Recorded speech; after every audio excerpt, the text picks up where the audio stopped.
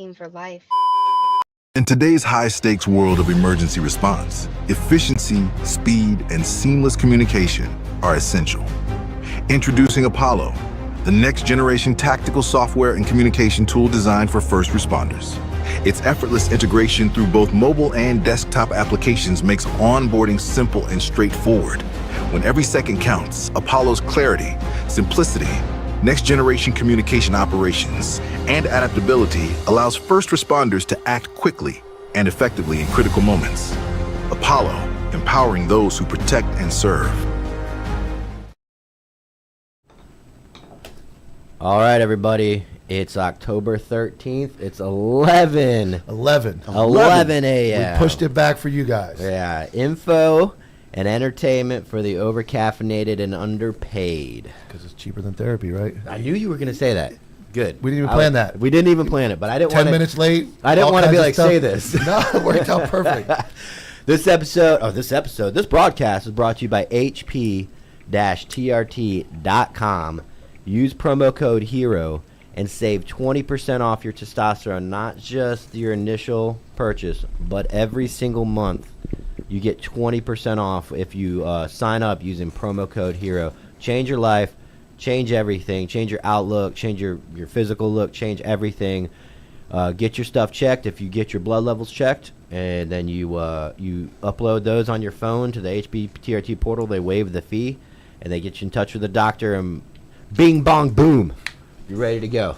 That quick, huh? That quick. Just like that. Yeah, the benefit to that is, before we introduce our guest, is a lot of doctors are super, super conservative. Your local doctors, the insurance these guys are actually looking to optimize you. So if they say you're in the normal range, but you're still 20 points from like optimal or the top range, these guys will put you up near the top of that. You don't want to be at the bottom of your levels. No. You want to be at the top of your levels. So with us today is Lance Fisher, who's become a very good friend and an activist here locally in the Palm Bay area, former deputy chief of Palm Bay. If you want to give us a little rundown of how the viewers can get in touch with you and how they can see your stuff. I know you're coming along good with the podcasting and YouTube videos and auditing of administration. So tell us about it.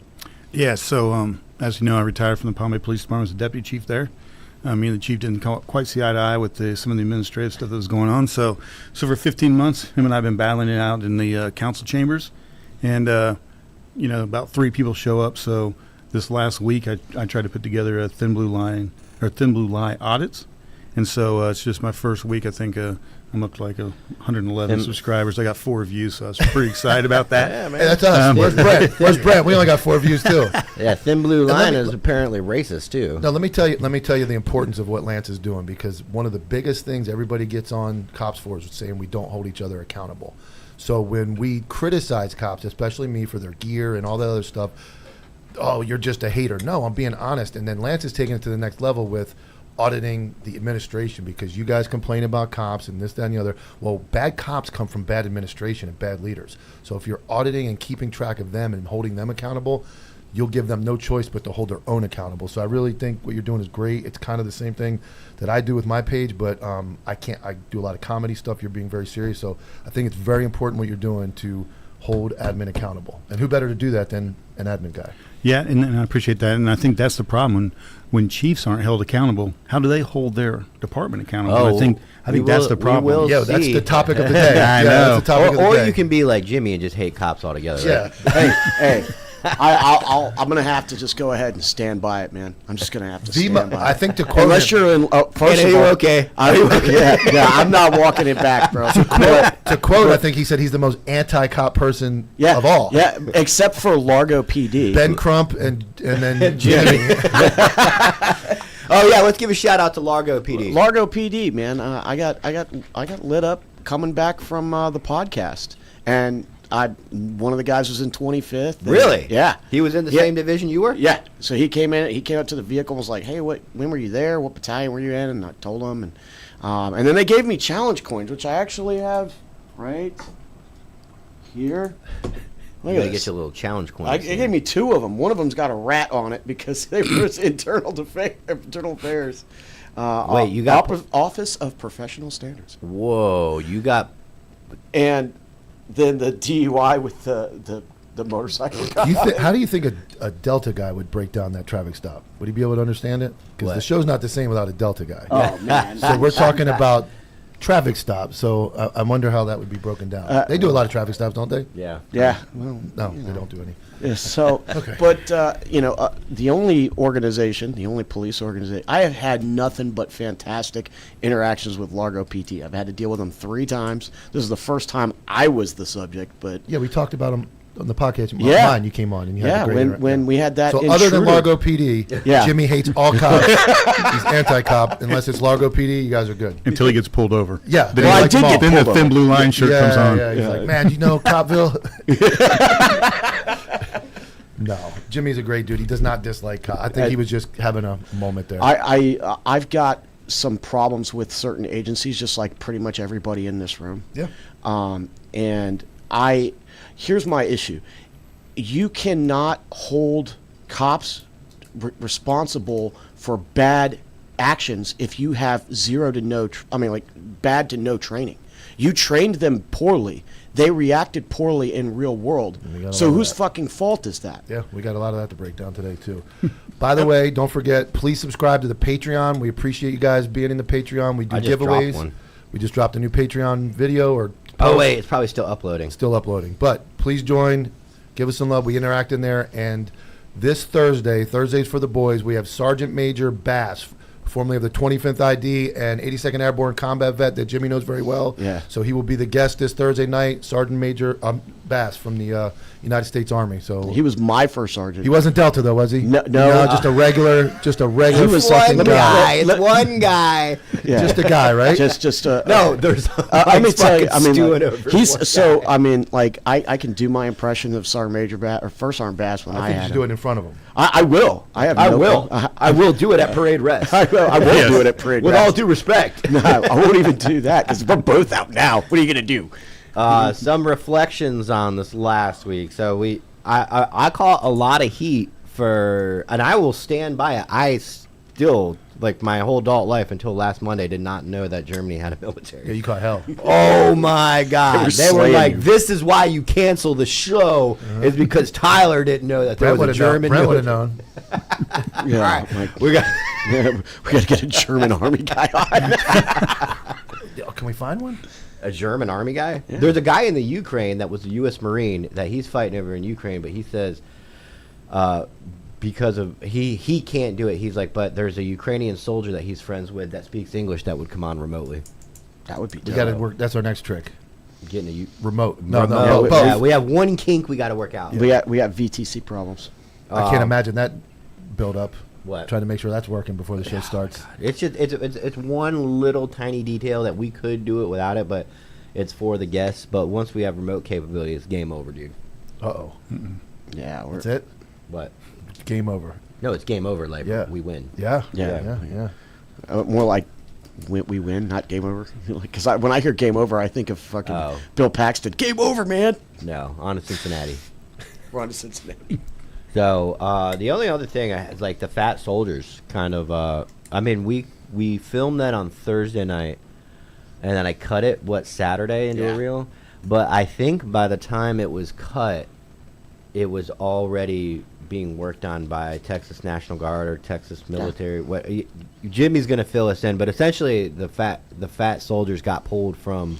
Well, deployment. so I mean, 200 of them. I mean, and by the way, okay, so just so that I don't get slayed, on October the 13th, 2025 at 11:12 a.m. This is the best news I have, you fuckers. So they pulled 200. 200 National Guard members were sent to Illinois, and they pulled a few of them for what is it called here? I mean, they released a message, man. So they had this photo. I sent it to you in the email. You want to pull that photo up real quick? I mean, this is what we were getting slayed for. Look at these freaking guys. Oh sure, I'm gonna have to. Yeah, give Lewis a second. It's in, No. yeah, he's got to put it up, but. So they were not in compliance. That was the only statement that was said. don't Nobody say. said what the Yeah, you compliance don't was. say. The compliance might have been the fact that the zippers were holding on for fucking dear life. But regardless, I mean, just think about this as like an optics, like at what point do you go, hey man, we've got 3 or 4 individuals, and the Secretary of War, Defense, whatever he's calling himself. Is the camera on Jimmy? Poor No. Lewis is over Poor Lewis is over there freaking multitasking. In the weeds. We're We call totally that in the unprepared weeds. here. We were in the weeds. That's Yeah. what we call that. And I mean, like, good God in heaven, man! Like the Secretary of Defense just talked about, like, hey, we got standards for physical fitness. I'm tired of seeing fat troops. First thing that happens is Texas National Guard. I mean, that was bad timing. That was I really don't poor. think anybody would have batted an eye had Pete Hegseth not said we're not going to have this anymore. I And mean, that's what I said. I said, if you're the Secretary of War, that's his that's his title, right? Yeah, that's what he's calling And himself. so your Secretary of War says that your boss of bosses underneath the president, and then you as a sergeant major or a commander send those guys into CONUS, into hot news areas where there's cameras everywhere. Yeah. Like, what do you think was going to happen? I mean, look at. I mean, these guys are. They're bigger. The duffel bags look tiny compared to them. And okay, maybe I was a stick when I was in, but Jesus Christ. Yeah, we'd like to get. I like everybody's carrying their gun differently. It's like, I mean, Those guys haven't shot a rifle probably in 10 years. and according to Kevin from Guys on the Ground, I mean, that's a squared away unit, the Texas National Guard. But look, man, you can be a squared away unit and have substandard troops. And I had people tell me, well, the National Guard deploys way more than everybody else, and it's like, well, it doesn't fucking show, and your deployment cycle doesn't tell me how good you are. Your enforcement of the standards is. You know what I mean? It's part of the NCO creed, for God's sake. Yeah. yeah. People are asking about the shirt. You go to plug the shirt. countercultureinkthreads.com. Make sure you use promo code ANTIHERO. You'll save 15% on your purchase. Lots of good sales in there. You got the silkies that are on sale, I think for $20 to end summer, to start summer. Our zip-up hoodies are $25. Pullover hoodies are $20.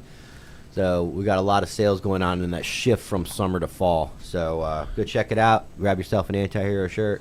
Don't forget we got the call in I was text line. just Text about and to call tell you in to line. pin Yeah. that. Let me post that. What's the number? Hold on. Every time you ask me that, I got to text myself so I know the number. Jesus Christ. We're here. We just need to pin it at the very beginning. Yeah.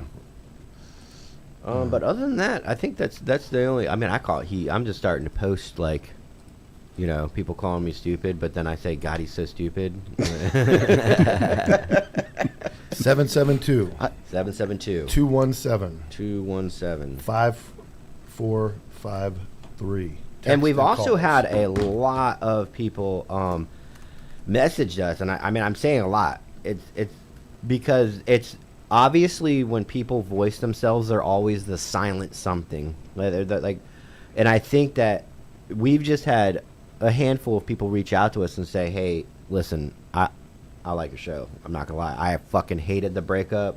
When Brent left, Yeah. I was super mad. People have been apologizing for what they said, and essentially, it's like, dude, I knew this was gonna. It's like your kids hating you when you get divorced. Like, hey, they're gonna be mad at somebody.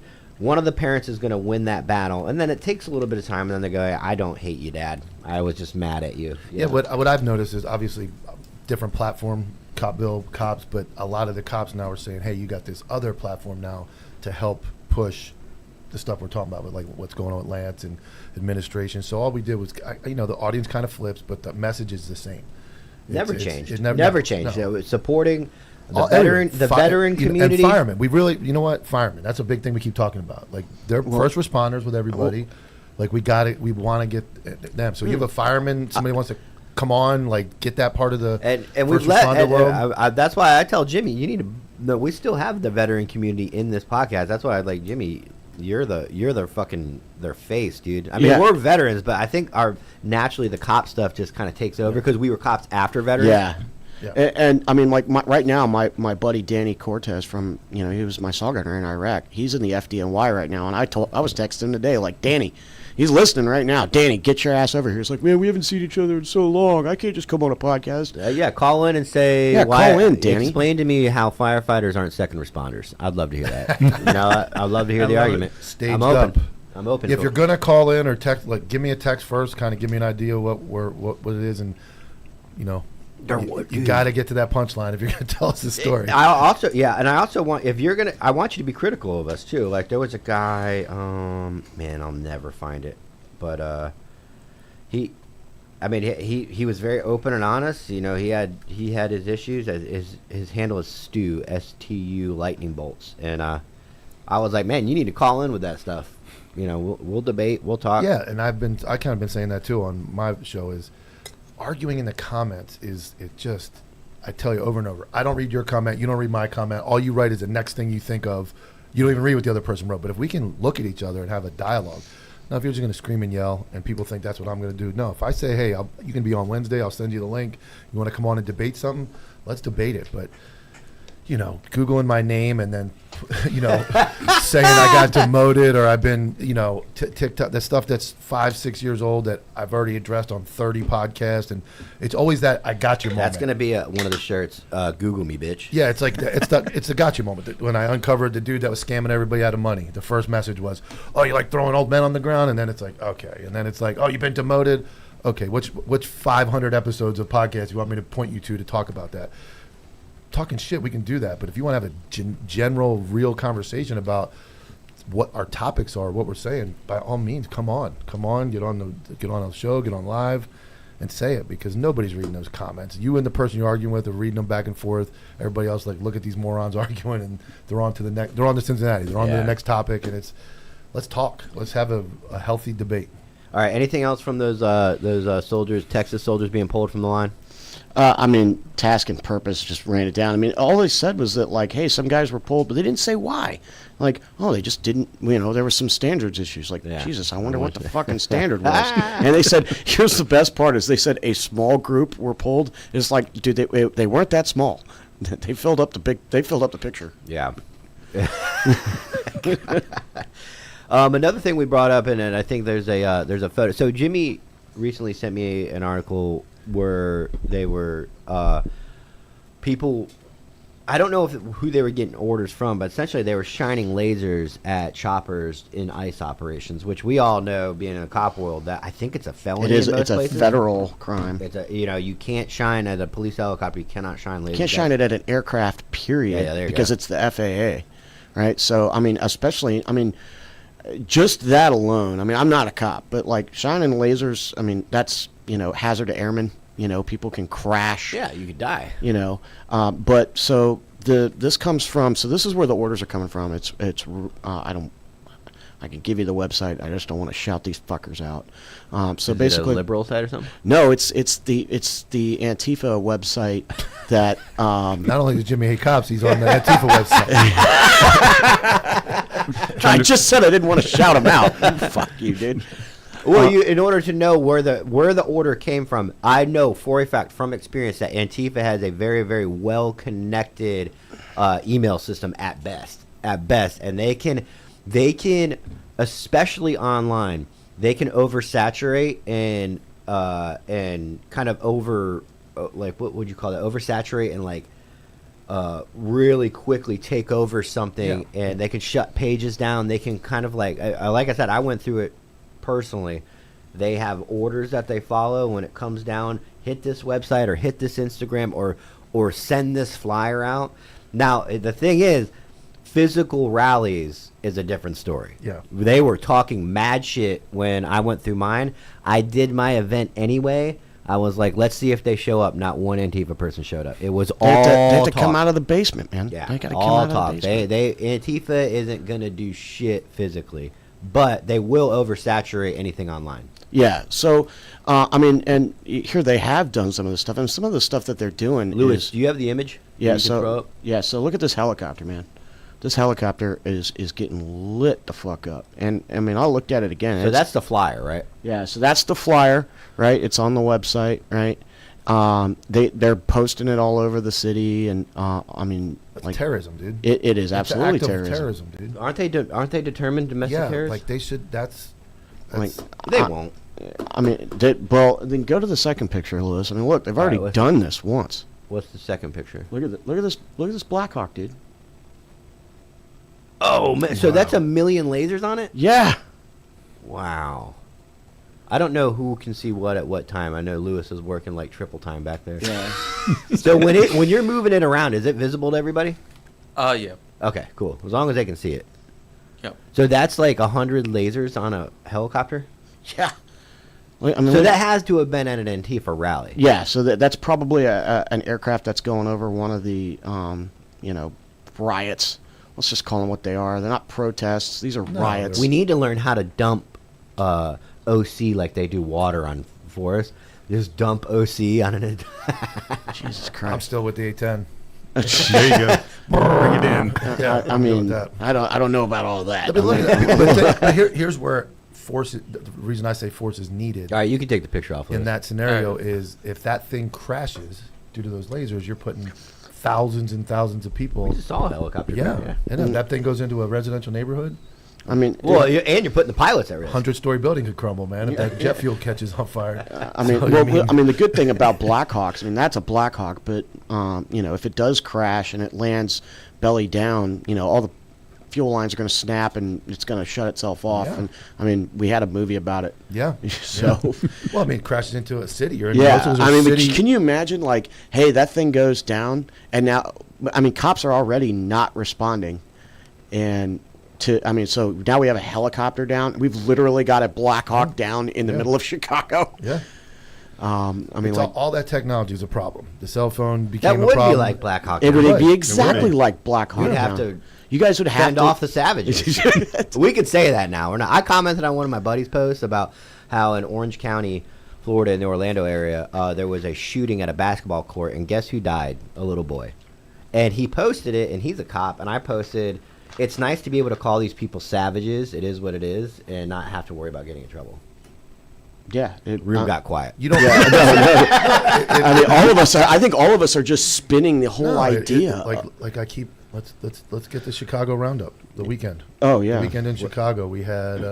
Apparently our Philly show's not in a nice area. Nah, that North Philly's not terrible. Okay. I mean, you ain't concealed carrying there, homeboy. No, we ain't, yeah. Yeah, I mean, but Last week in Chicago, it was a very slow week. How many only? How Only many? 7 shot and killed. Oh, okay.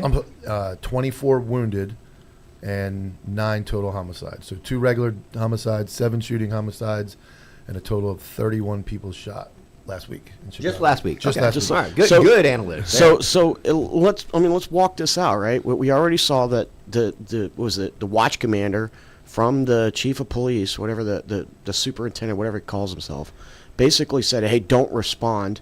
Don't go help these guys that are in trouble. Now a Black Hawk crashes, and what are we doing? 10th Mountain ain't coming to rescue you now, boy. You're on your own.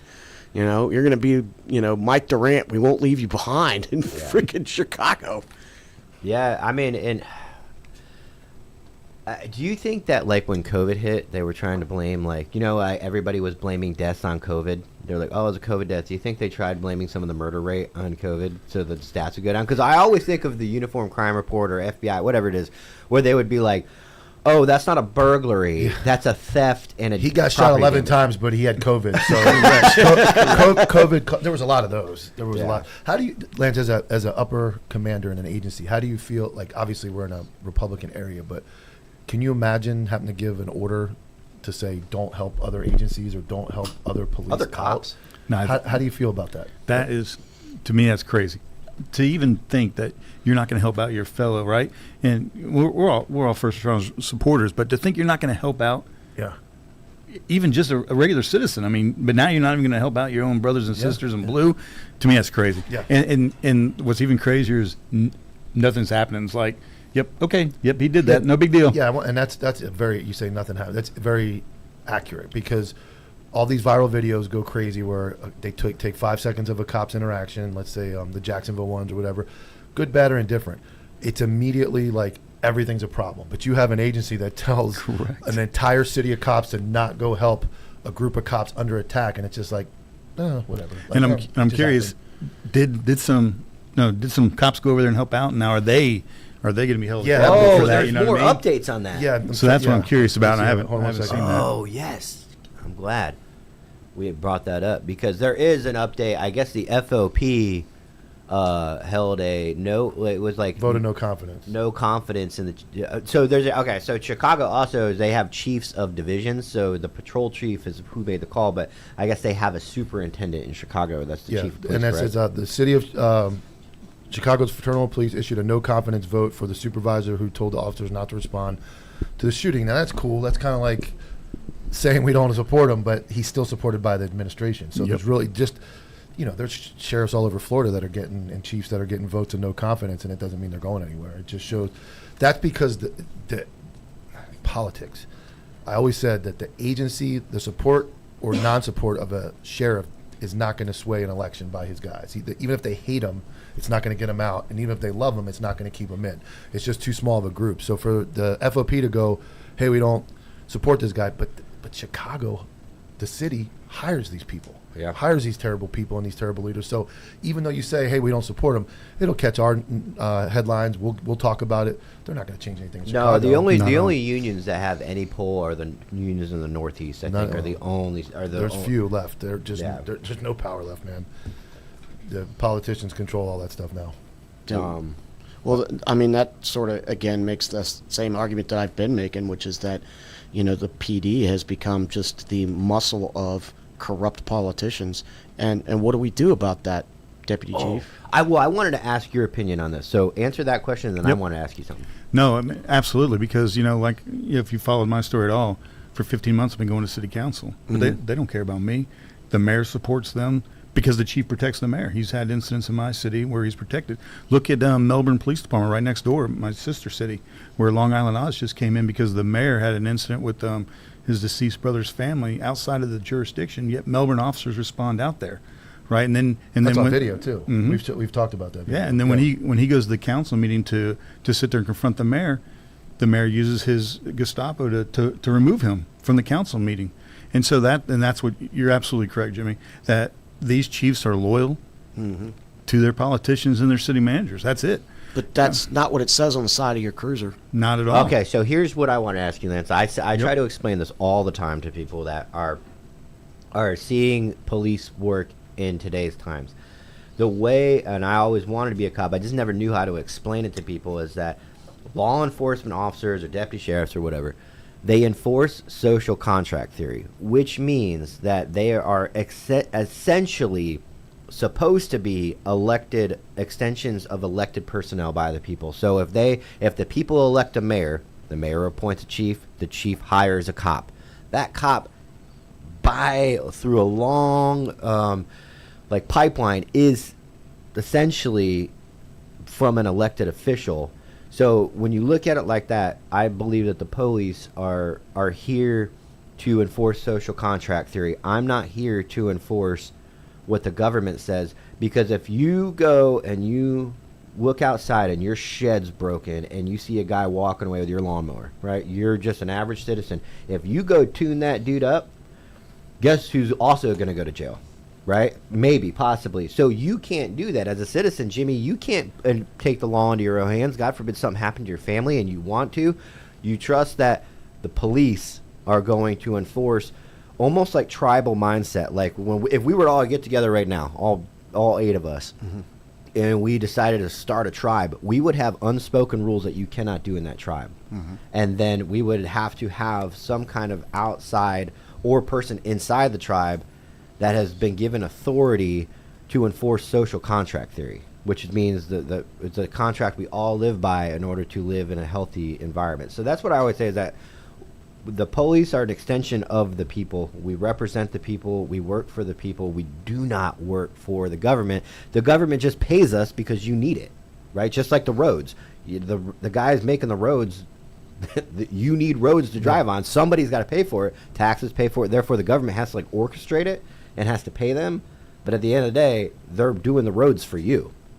Yeah, no, and I think so. Like Palm Bay it's not Mayor Strong, so it's City Council, but you actually work for the city manager who hires the police chief. So, but as far as the social contracts, yeah, I get that. I think where the lines get skewed is when you break that social contract as the enforcer, right? When the police department takes and they go above and beyond what they're supposed to do, or they violate their own laws or what the people expect. And I think that's where the problems lie, and then that's where you start losing trust in the very people that are supposed to protect you. So that's like if your shit gets broken into and the police come out and you as the victim are all of a sudden laying on the ground in handcuffs, being smacked off the face. You're not calling the police anymore. No. Yeah. And you've lost all accountability in that social contract. And I think that's what is hurting law enforcement right now. Yeah. Well, it's not just hurting law enforcement. It's hurting who is going to be the future of law enforcement. You're not going to get the kind of people that you want. And I couldn't agree more. And here's what we've done with law enforcement. We've made it too cute. The TikTok videos and all those specialty units. We need, I get it, community affairs and all those. We got away from what were police here for, to enforce the law. It wasn't cute. It wasn't fun. It was, go back to the Western days. A guy's got a wanted poster. You're getting in shootouts trying to pick these guys up, 100, 150 years ago. That was what law enforcement was designed to do. When we brought politics and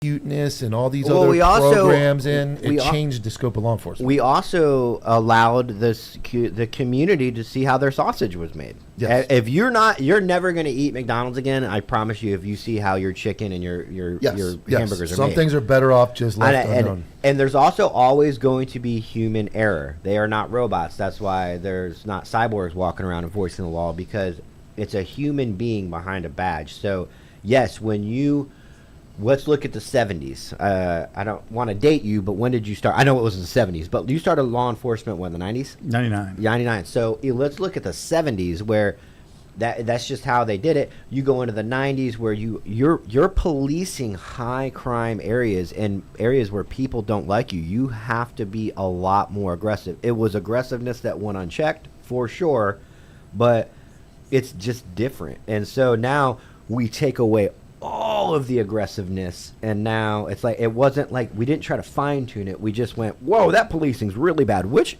maybe it was, so we just took it all out. We did, but here's the other thing is, when you watch athletes, and everybody always, cops, whenever they want money or whenever they always talk about athletes. What do athletes do? They train for one thing every single day. Even in the off season, what do? They train to be a better baseball player, better football player. They train the craft.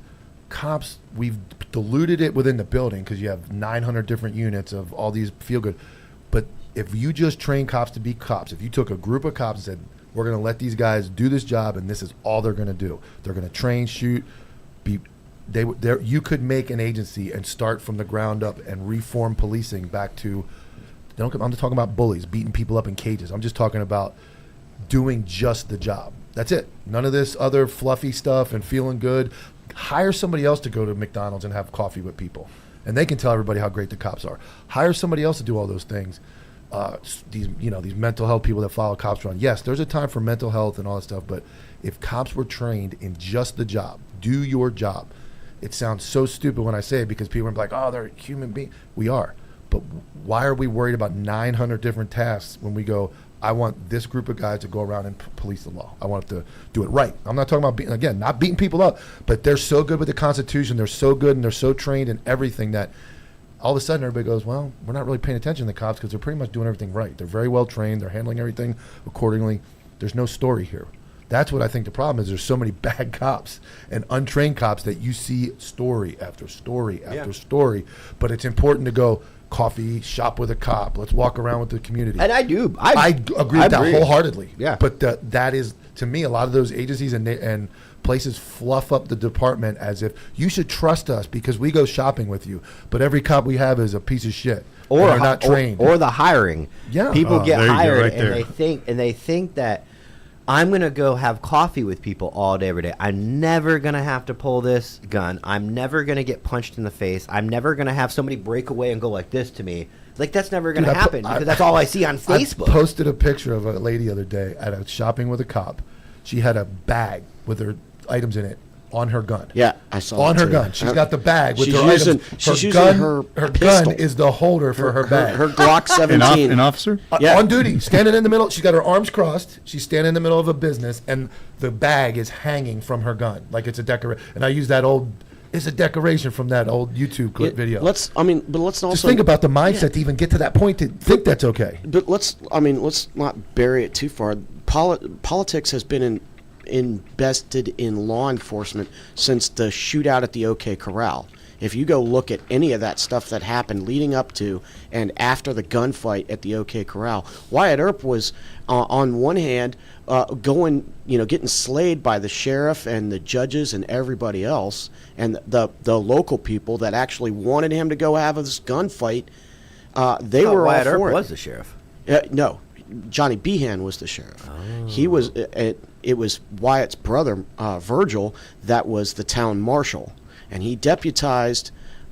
His crazy ass brother. His brother was not crazy. Wyatt Earp had never been in a gunfight. He was basically a bouncer at a biker bar in Kansas.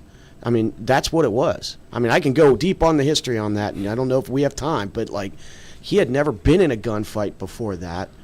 Well, obviously you had to start somewhere. Mm-hmm. So I get back then, but now with, what is there, 5 million training this company, those initials, there's no reason not to be a good cop now. Here's a goal, right? A goal. So I get it. We have to do Shop for a Cop at Christmas. If you're the agency that's not taking poor kids to go to Walmart to get Christmas stuff, you're wrong. You don't want to be the agency that's not doing that. Unless you're so small and so busy, then you have to prioritize fighting crime before that. Sure. But shopping with a cop, I feel like, is so much us begging people to see it. It needs to shift back to people want to see it in a way that, like, all right, let's say you're a pro athlete, right? We're using the pro athletes, Mike. Mm-hmm. I'm sick, or I'm in the hospital, or whatever. Like, I want you to come to my door with a bag full of gifts in your jersey and say, like, I care about you. I care about the community.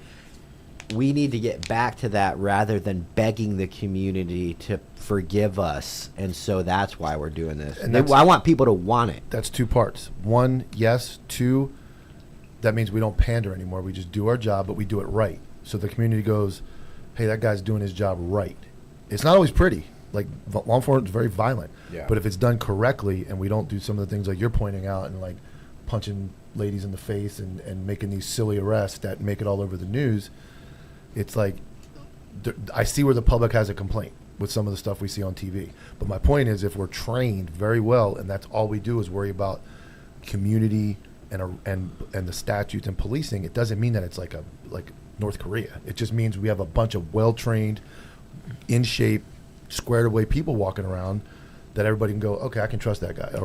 And there's always going to be a bad interaction, and the cops are crooked or this, because you don't want to go to jail. Just like when your mom and dad yell at you and you go in your room and hope they die when you're a kid. You're like, I hope hope mom gets run over by a car tonight because she took my Game Boy away or whatever. We all think that, but they're saying it on out loud. What's your take on it? Yeah, I think what happens, and I think you hit it on the head. One, we have bad hiring practices, right? So that leads to bad policing.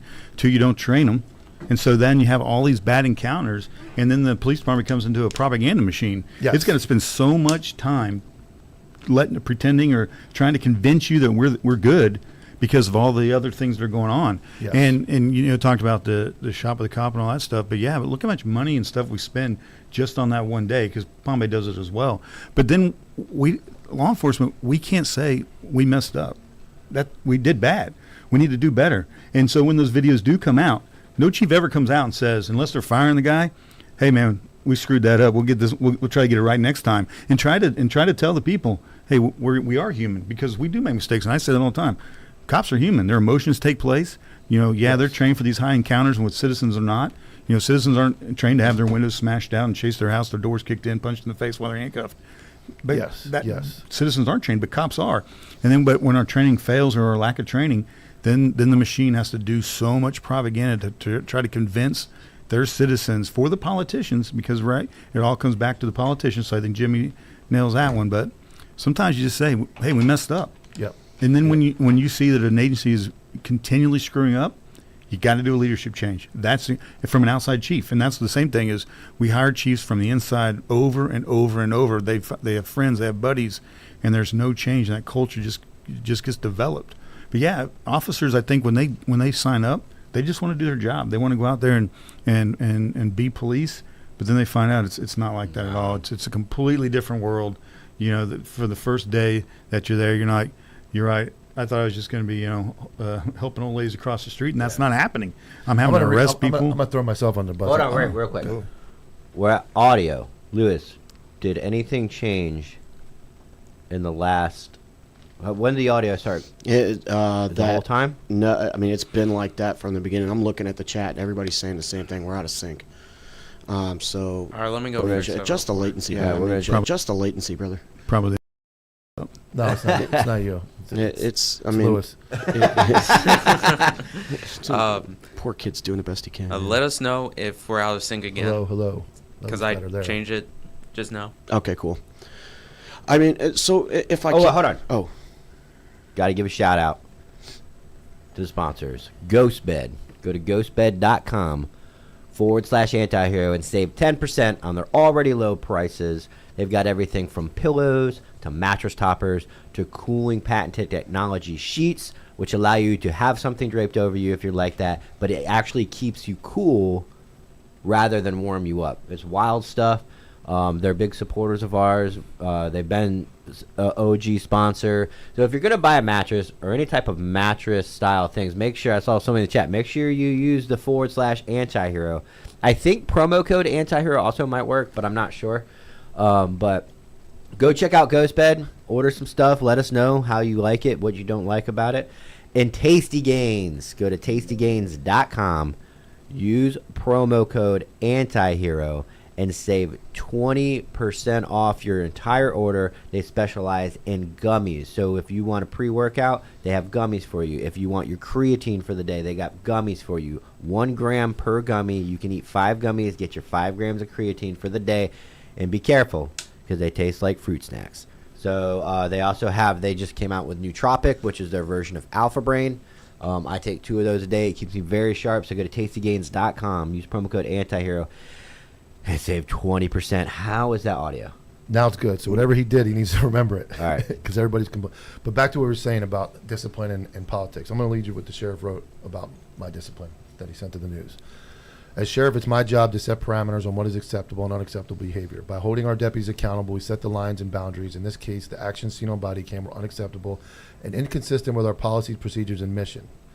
Here we go. Therefore, discipline was necessary to correct the behavior and send a message to the other deputies that this would not be tolerated. Sacrificial. Yeah. So what they did was I gave that entire file to many people, Carl Anderson being one of them, independently. Let them review it.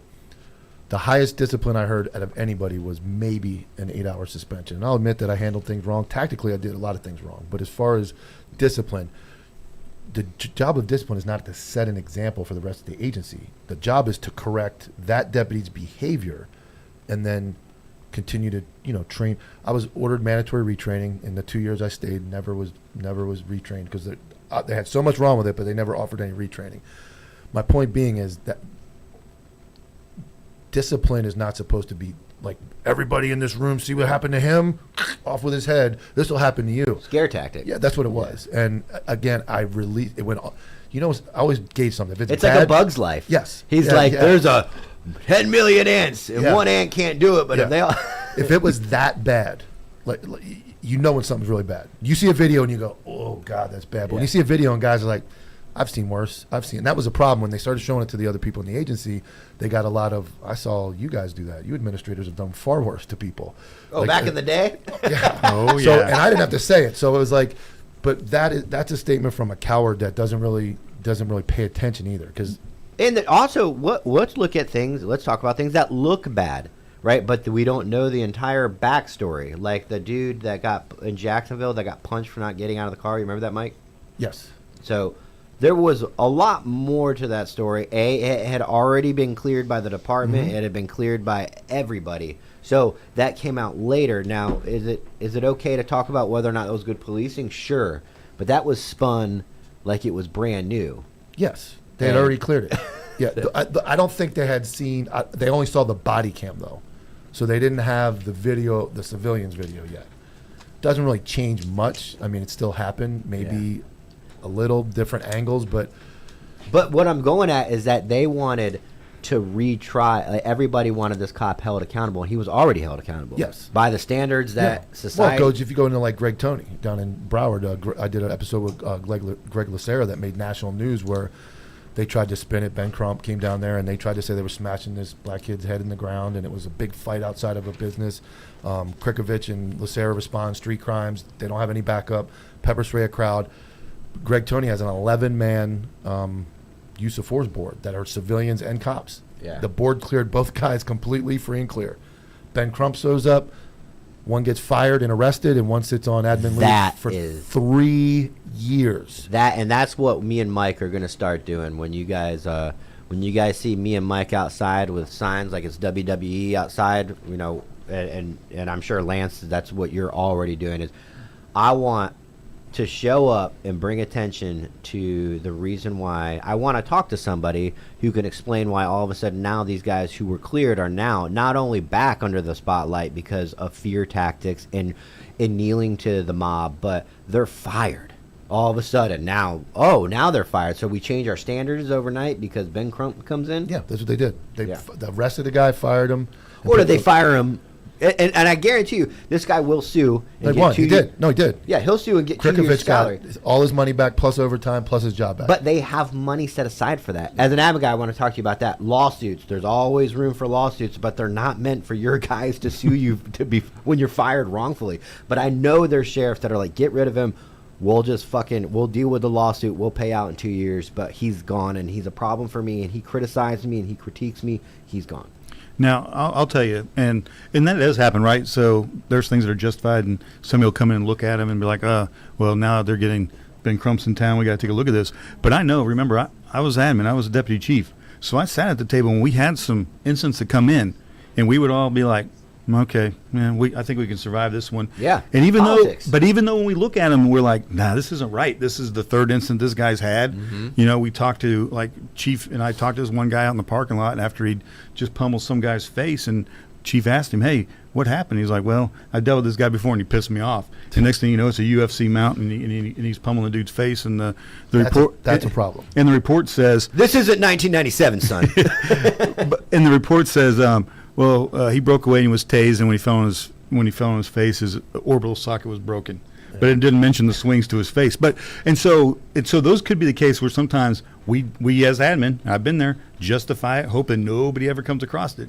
We forgot about the Ring camera on that one, guys.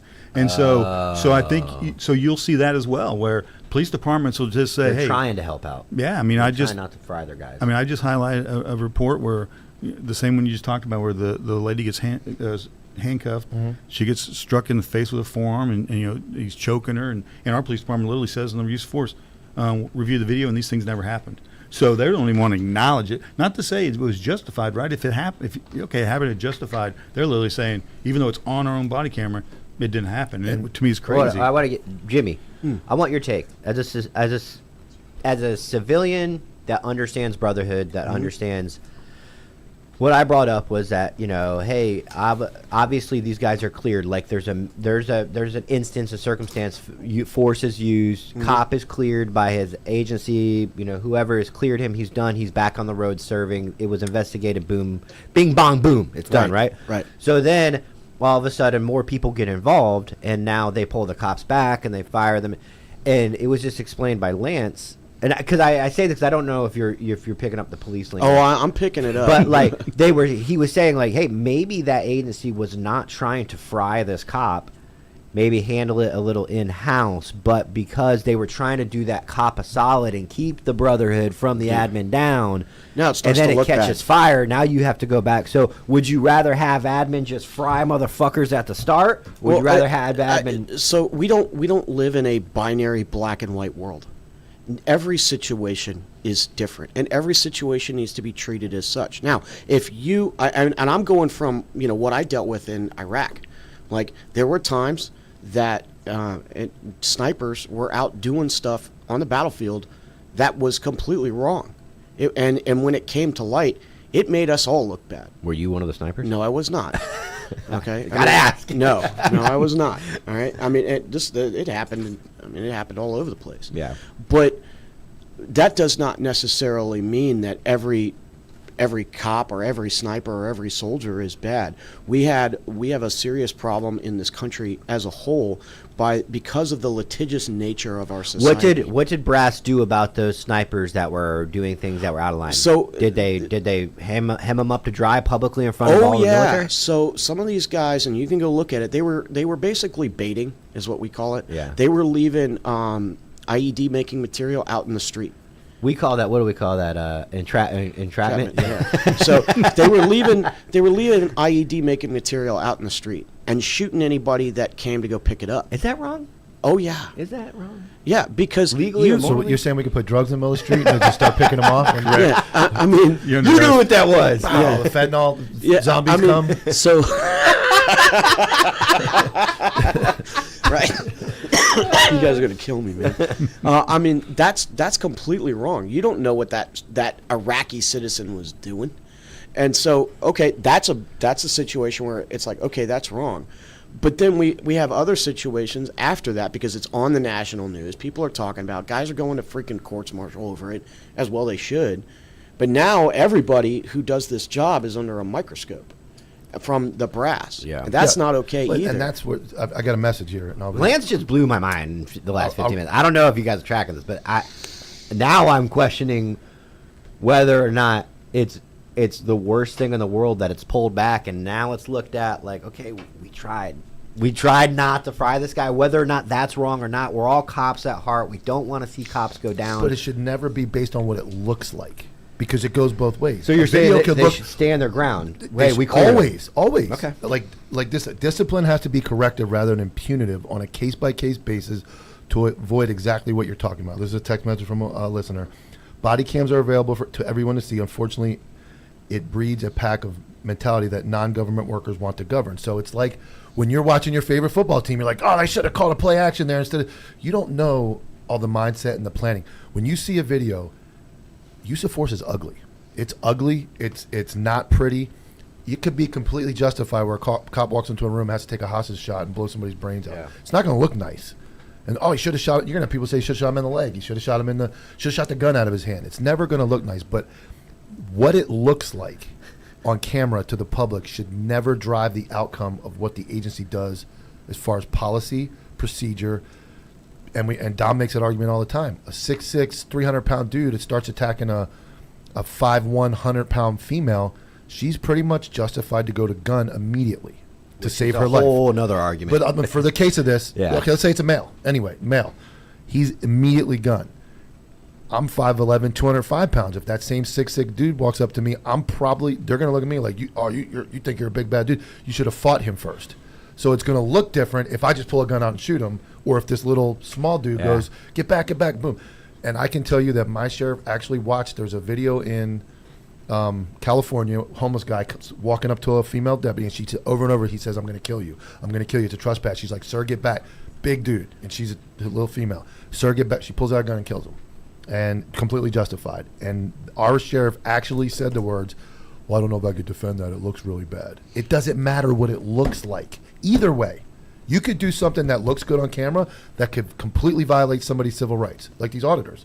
Looks like the auditor's an asshole, right? Yeah. But you take him to the ground, and everybody like, great, take his ass to jail. Well, he didn't violate the law. He was standing on the sidewalk legally. Use of force looked great, but it was an illegal contact.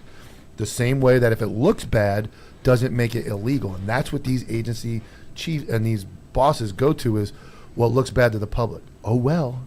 Like, oh, well. And I don't mean that like we get our free reign to beat people up.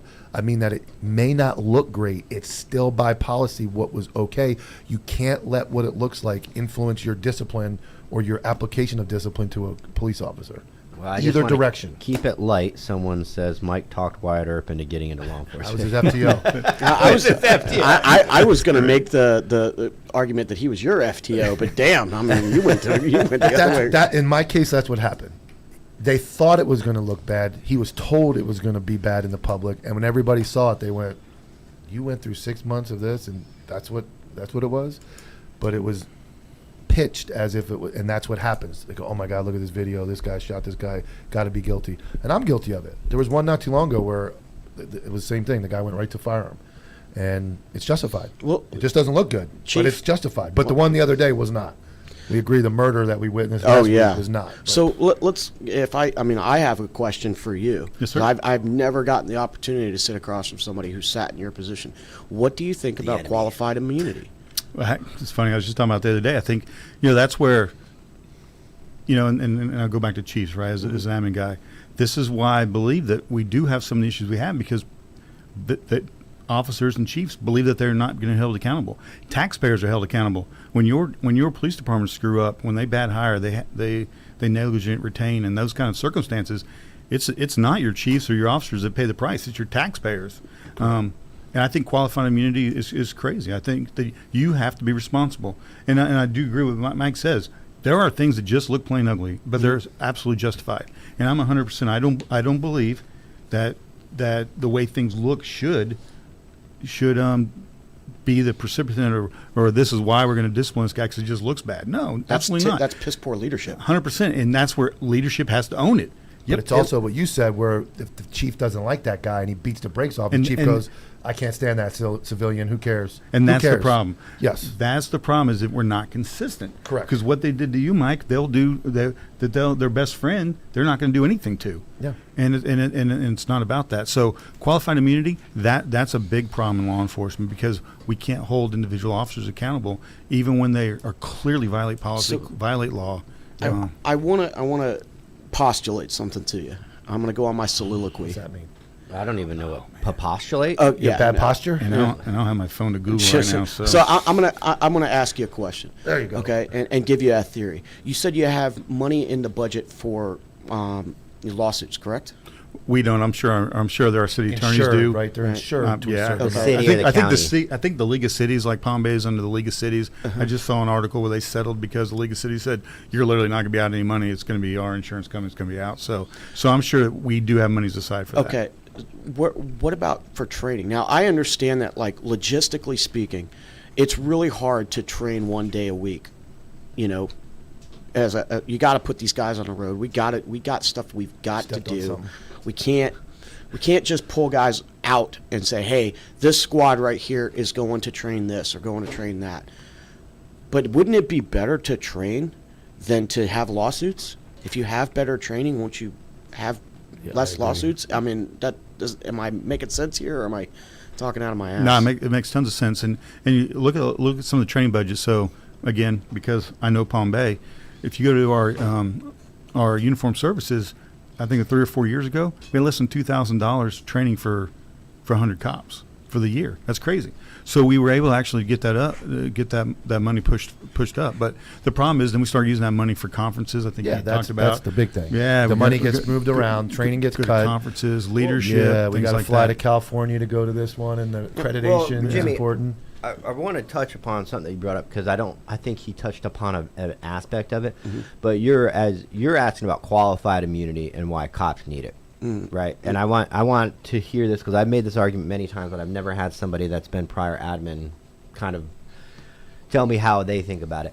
The way I look at qualified immunity is that although I can be fired and although I can do prison time, you can't take the house from my family. Right? You can't, as the victim or the victim's family, can't come and go.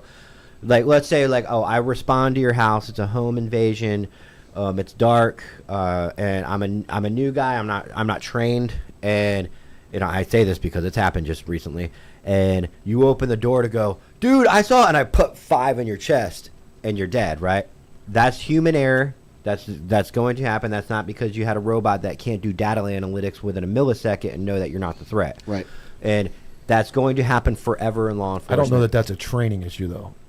Well, I mean, you're getting away from the point. Yeah, Is that qualified immunity, right? His family shouldn't suffer because he made a stupid Yeah, decision. he is going to face from everything from a write-up to incarceration, right? That cop can face anything, but qualified immunity means that you can't come after his family for his house because of something that he did to you. Right. Where if it was, a lawsuit in the civilian world, you can come after anybody, all their assets and everything. I think that's what qualified immunity. It's not to get cops out of trouble, and that's a big thing when they're like, I want to get rid of qualified immunity. Nobody is going to put their family at risk. Like, hey, I'm at risk I'm one bad call away from being jobless and also losing my house, Right. or I'm one bad call away from going to jail, and then my family also loses their house. And so it's just going to be a judgment call. Hey, this profession isn't worth it. I'm putting myself out there every day for these lawsuits. And typically 98% are all lawsuits where they sue the agency and the cop does not get sued. Even though there will be a lawsuit put on that cop, the agency covers it all, but it's all under qualified immunity, correct? Yep.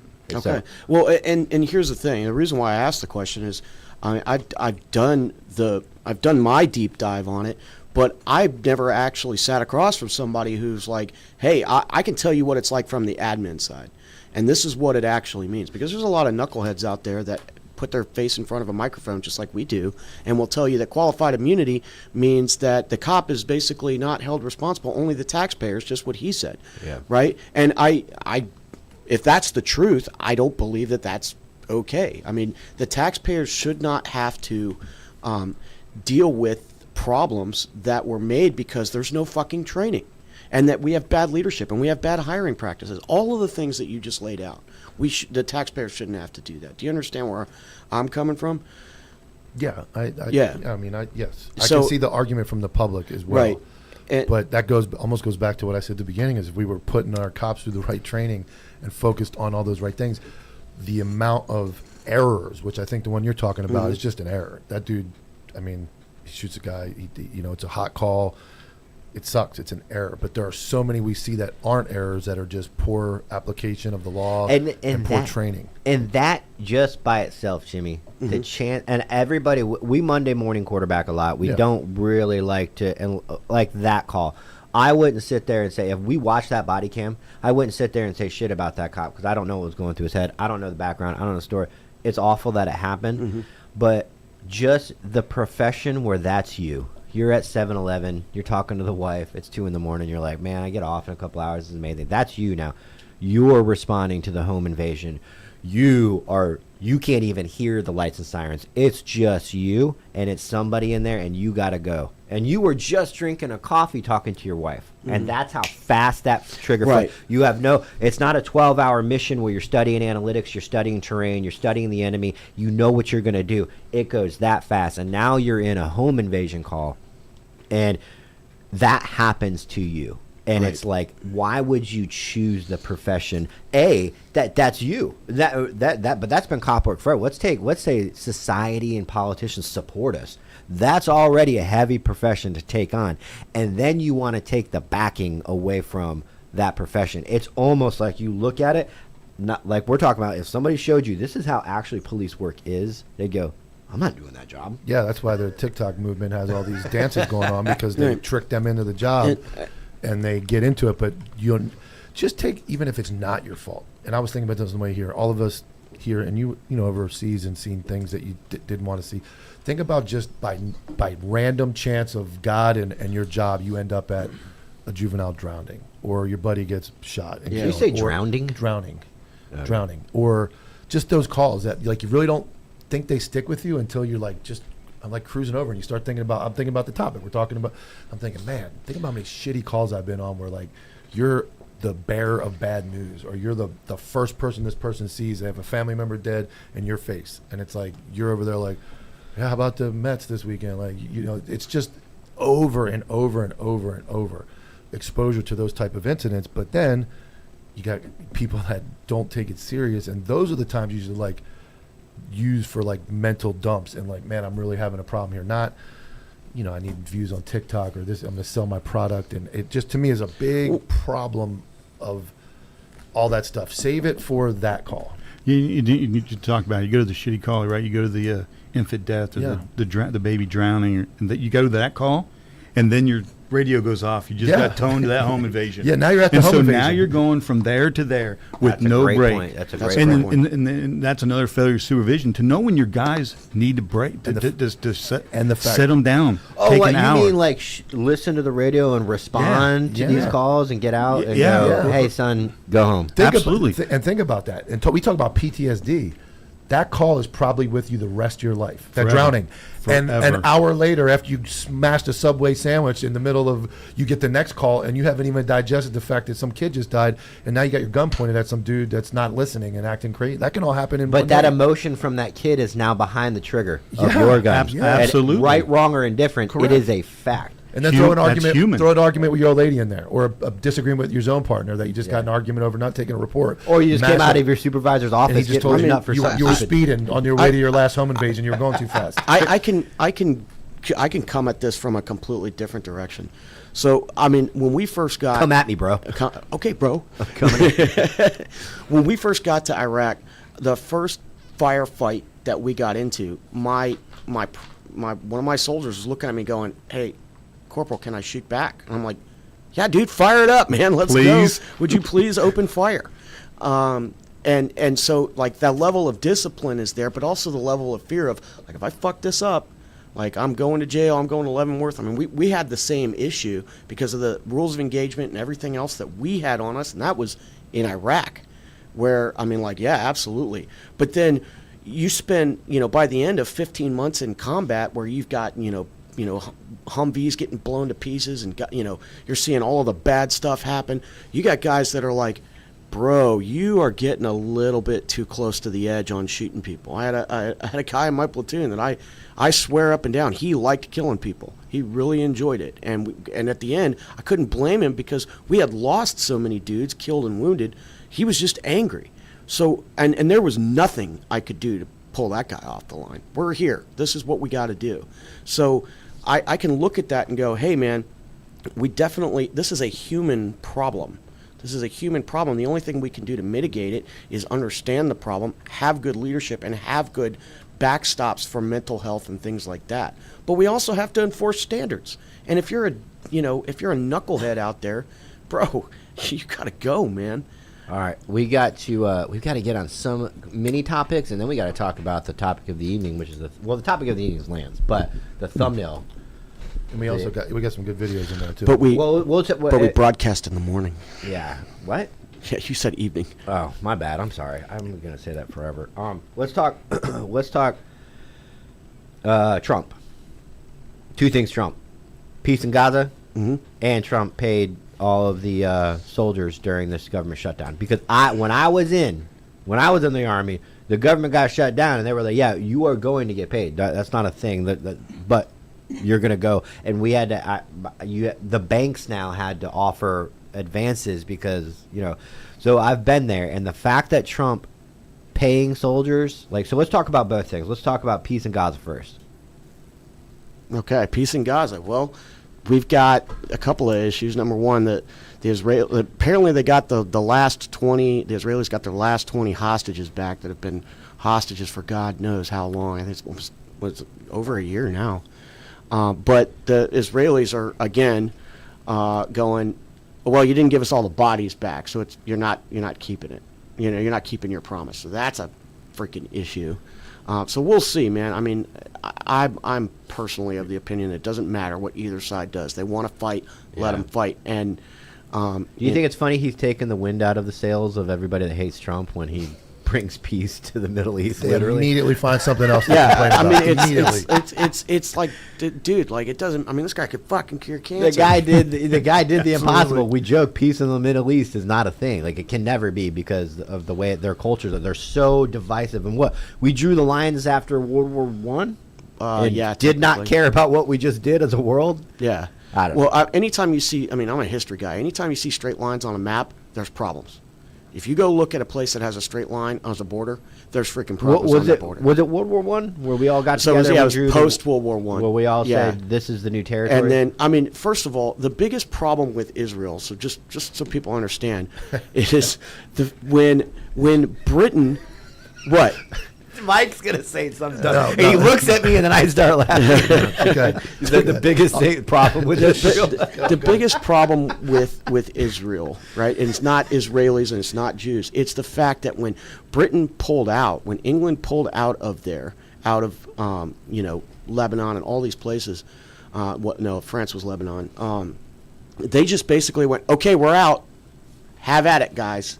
And then the Jewish state, Israel, immediately declared independence and said, okay, we're Israel. And then 5 minutes later was in a war. And where nobody was really helping them. I mean, they had these guys, I mean, you think about the irony of this. They were flying German Messerschmitt fighters with British and American pilots that were blowing up American M4 Sherman tanks that were being used by the people that were trying to destroy Israel. It was nuts. And nobody stepped in, and we just went, okay, guys, have at it. And the Israelis won. And, so the Palestinians were told, hey, just get out of the way. The other Arab nations are going to come in. We're going to crush the Jews. And then once you guys leave, you can have your land back. Well, they didn't win. The Israelis won. So the Palestinians... that was a problem. So they were like, hey... My bad. Yeah, so they didn't win, and now the Palestinians are like, hey, we were supposed to have this place. It was ours. It was like... And from the Jewish perspective, they're going, you left. We won the war. Therefore, it's ours. And you start seeing this over and over and over again. Well, now we're at the point where the Israelis are the most powerful country in the region. I mean, they have everything that we can give them and then some. There's nobody out there that can fight them and win, at least not conventionally, so they've got to use unconventional tactics. Okay, well, what do we do now? I mean, at what point do we just go, hey, this is a problem and somebody's got to step in and fix it? But there's no good answers anymore. No, you're right. All right. Quick word from our sponsors, Cloud Defensive. CloudDefensive.com. Use promo code ANTIHERO. Save 15% off your weapons mounted and handheld illumination. Don't use your agency issued flashlight anymore. I get it. I use mine too. As soon as I linked up with Cloud Defensive, I got mine, and it's phenomenal. They also got the lapel lights for the little, like the traffic, thing, or you got to see something around you. Go to CloudDefensive.com. Use promo code ANTIHERO15 and get 15% off your order. Cloud Defensive, pushing the boundaries in illumination. And let's run the Vengeance commercial, shall we? Over a century ago in 1910, the Flexner Report, funded by John D. Rockefeller and the Carnegie Foundation, re-engineered medical education from a holistic, whole-body approach, which appropriately treated the body as an interconnected system, to a compartmentalized approach under the guise of specialized medicine. They shut down or consolidated medical schools, marginalized naturopathic, homeopathic, and chiropractic medicine, replacing them with symptom management and synthetic drugs. Allopathy is a marketing strategy rooted in fear and manipulated science. This philosophy carried into veterinary medicine, resulting in over-vaccination, unnecessary surgeries, and manufactured food, just like they did for people. They call it care, but it's predatory and based in profitability. The truth? Toxicity, compromised immunity, and chronic inflammation. They're not fate. They're engineered. And so is your power to undo them. We built 3 targeted formulas to return the body to homeostasis, for pets and people, to detox, defend, and restore. We are the correction to decades of corruption. We are vengeance.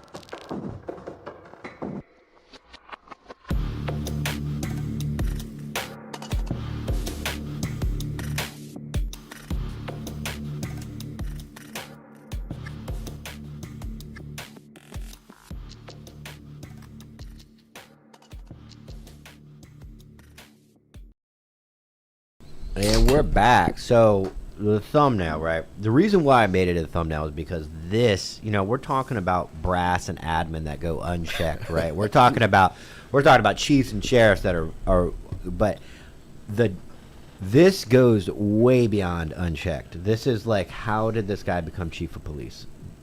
Yes and no.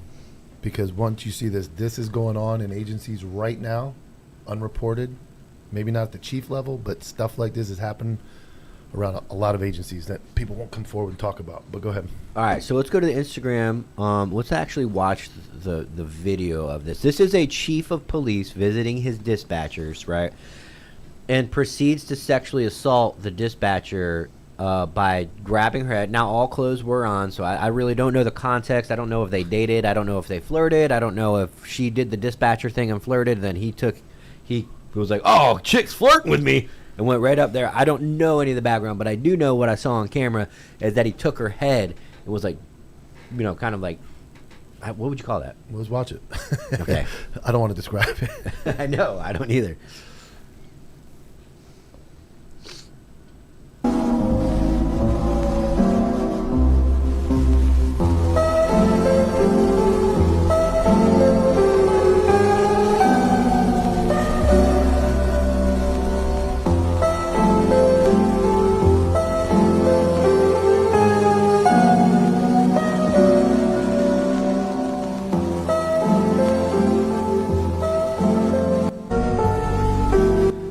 right, so that's it. Then this is the YouTube video after it went viral. Obviously, the commissioner or the mayor or somebody, they were having a town meeting the day after. This is in Alabama, right? So policing in places like Arkansas, Alabama, all these states, my personal opinions are a little bit behind in the times. So, and I don't just mean in police work. I just mean like in general. So they have a meeting, and in the city council meeting, I don't think it was about that in particular, but then the reporter came up and asked, hey, is this because, did he resign due to the video that surfaced? And the mayor, whoever it was like, I don't really want to talk about it. And she goes, this video right here. And he goes, yeah, I have a video. So here's the YouTube video. Before we take roll, I want to read a short letter. It says, as of 10/6/2025, I resign as police chief of Cordova. I hope the city of Cordova the best and keep moving on forward. Jason Hare. A brief resignation letter from Jason Hare read aloud before the swearing in of interim police chief Harold Cox. I, Harold Cox. I, Harold Cox. Do solemnly swear. Do solemnly swear. Once the council meeting was over, Mayor Jeremy Pate spoke to us on the sudden departure of Hare, though he wouldn't confirm the reason behind Hare's resignation. There's been chatter on the internet of, an incident. And so we were just saying that we handle things in a swift manner. When you're referring to an incident, are you referring to this one? An incident, yeah. Is this Jason Hare in this video? Yeah. Yes. This video, sent to ABC 3340, appears to show an interaction between a man and a woman. Mayor Jeremy Pate confirming to me that the man in this video is now former Chief Jason Hare. In the video, you can see Hare walk up to her, pat her head, and she appears to swat him away. Later on in the clip, he's seen leaning over her, appearing to briefly guide her head towards him. She again swats him away. Is there anything that you wanted to say to the people of Cordova who may be confused or shocked to see a video of their chief like that on Facebook? Well, the only thing I can say is that, nobody wants to be in a position like that, and flesh is weak, and people will get caught up in stuff sometimes that they don't intentionally or don't necessarily want to do, and I'm not making excuses for anybody. I'm just saying everybody gets caught up in situations that aren't good. Unmute us real fast. That reminds me of our biggest fan. Holy shit. That reminds me of our biggest fan. Well, yeah, and we'll get to that. But the accountability. So first off, she said, "Is this a video?" And he smiled and was like, that is not. You're making light of it. At that point, the way the whole world sees it is that you're like, oh yeah, that video. Like, no, that's. I feel like I'm the only one that's like, this is insane, because beyond he insane. says that, and then he's just trying to dodge the question, and he's like, no one wants to be in that particular.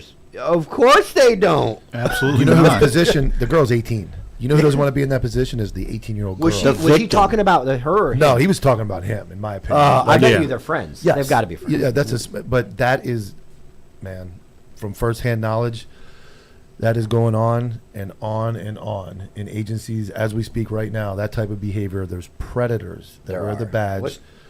There's predators. We have a stalker that's a predator, and he has partaken in the same type of conduct. Go check out, if you want to know what we're talking about. Obviously, if you don't live on a rock, we have somebody that's obsessed with us. He is a stalker at heart. He was terminated because he was a stalker. He doesn't stop in what he do. He's mentally ill. But go to Dom Izzo did a reel on it. It's just so hard to jump around. It is. But anyway, let me get back to this topic. This is common, and you see, we're talking about the whole protection and the image. They're trying to protect their little image in their little town and almost making light of it or making it as if it's not a big deal. You cannot tell me that chief walked in there and that was the first time he had ever assaulted or done that to a female. It's probably hundreds. That type of behavior, it just like child predators and everything else. You're kept in the tip of the iceberg. You're not ever curing that. He finally got caught. And he'll be online in 3 months with his own page talking about accountability and how you need to hold everybody accountable. And he'll they're hide pushing out heroes of the profession. Correct. And he'll attack everybody else because he is a monster. And that is that type of behavior. If you take women, domestic violence, women, like that type of behavior is... You're in a position of power. Correct. Yep. Correct. With a badge. Yes. And when you do that, you are exploiting the entire profession, and you're showing a chief. He's in charge. Think about, and like Dom said, think about how many traffic stops or citizen contacts where he pushed it. And we're finally, with social media and body cam and videos, we're seeing people finally get caught. The guy locks himself in the back of the car with a chick. Yeah. Dude in an apartment complex getting in the back seat with a chick. I'm going to go on a podcast in a couple weeks, and I'm going to talk about some of the guys at my agency that did that kind of stuff. But it's unfortunate, and that you can imagine how many victims are out there under that chief. All right, so Jimmy, we'll go to Jimmy and then we'll go to Lance. I mean, you have young daughter. I do. Two? Yeah, just one. When I say just one. So when I say young, I don't mean I mean young as in just. She's 15. Yeah. Yeah, 18-year-old dispatcher, 18 years old. Completely undeveloped. I mean, what? You're a citizen of this shitty town in Alabama. What do you expect to happen to this guy? Well, first of all, there's a law for this, yes, right? That's probably assault. You are. I mean, that looks like a sexual assault to me. I mean, I know that the Supreme Court talks about this stuff. I can't define it, but I know it when I see it. That is clearly a violation of the law. And if you're going to enforce the law, Chief, shouldn't you be held to a higher standard because you're supposed to enforce the law? Yeah, there's abuse of power laws too. If you're not going to go, what should have happened immediately was, I'm assuming that hey, if you're the chief, you have a deputy chief, right? Okay, so you're going to step into the chief role until you either get hired to do it full time or somebody else gets brought in, right? You should immediately come out and go, this is what happened. This is what we saw. It's completely unacceptable. He's got to go have his day in court. But this right here, I can absolutely fire him for cause. And we're going to go ahead and investigate this as if it was any other crime. I mean, is it that hard to say that? Pretty standard. And yeah. I didn't get the feeling from that. Yeah. Here's what happened. That incident, and you know this, that incident, if not leaked to the press, gets brushed under the rug within the agency. There's some talking to, and then that dispatcher is probably fired or let go in the next few months. Whoa. That's exactly what would have happened. That's the power of what Lance is doing and what we're doing and getting these stories out so that the agency, that dude, that guy they interviewed at the end there, he was part of it. They were going to cover that up. Mm-hmm. They knew the video got out. That's why that became an incident. If that video is not leaked, that poor dispatcher is now stay away from her. She's going to report you for this or that, or watch out for her. And then she starts getting joked about in front of her probably. Ooh, let's not go around you. We know you like to tell on people. Yeah. She's going to get treated like a piece of garbage because it's not out where she can actually go look it happen. So if that video didn't exist and that incident happened and even when she tries to report that incident without the video, she's going to be the problem, and you know it. Absolutely, 100%. You know it. You know how she's going to be treated in that building. But that is a result of that video getting out, and then they have to deal with it. And even when they have to deal with it, you can see how they make light of it and how they really try to still save face for a predator. Lance, let's talk about the irony of this, right? You are a deputy chief of a sheriff's department, correct? The police department. You are over here going, we have bad leadership and we have standards issues and we've got to bring this to the public. That's where we are right now. Let's not bury the lead here. There's a deputy chief of a police department who's saying we got problems, and he's sitting here in the studio. Yeah. Why is this even happening? It doesn't make any. As a citizen, I'm getting pissed off. And that's what I think. That's what Lance is kind of dedicating his life now to. Is exactly. I have the insight, I have the knowledge, I have the experience. I have their secrets. That's what I say. And that's why they hate me. I have their secrets. And just not interrupt, but Mike, I think you mentioned it. How many times this guy did this? Because was that a department camera that everybody knew about, or was that one set up because I'm tired of dealing with this? Because the two issues are, if it was a hidden one, well, then this happened a ton of times. And if there's an apartment one, he didn't care. No. He didn't care. And then he gets to resign. That's the beauty of law enforcement, right? Yeah. We get to resign. We don't get to get fired. Well, we give people the opportunity to resign. Resigning also then when that puts a negative, what is that word, connotation on that word, because everybody resigns, yes. right? Oh, law enforcement officer resigns, right? CEO of company resigns for the kiss cam. Resign. other than quit, retire early, like there's no other. But in words. situations like that, and in the situation that happened, me personally, there shouldn't. The administration should take a stand. There's no option to resign. Not we accepted. don't accept your Not resignation. accepted. You're fired. Absolutely, 100% You're fired fired. and charged. Yes. Yeah. Because Yes. that's a crime. But that would be firing somebody without an investigation. So you can't set that precedence. So here's a question. I think there's certain things that.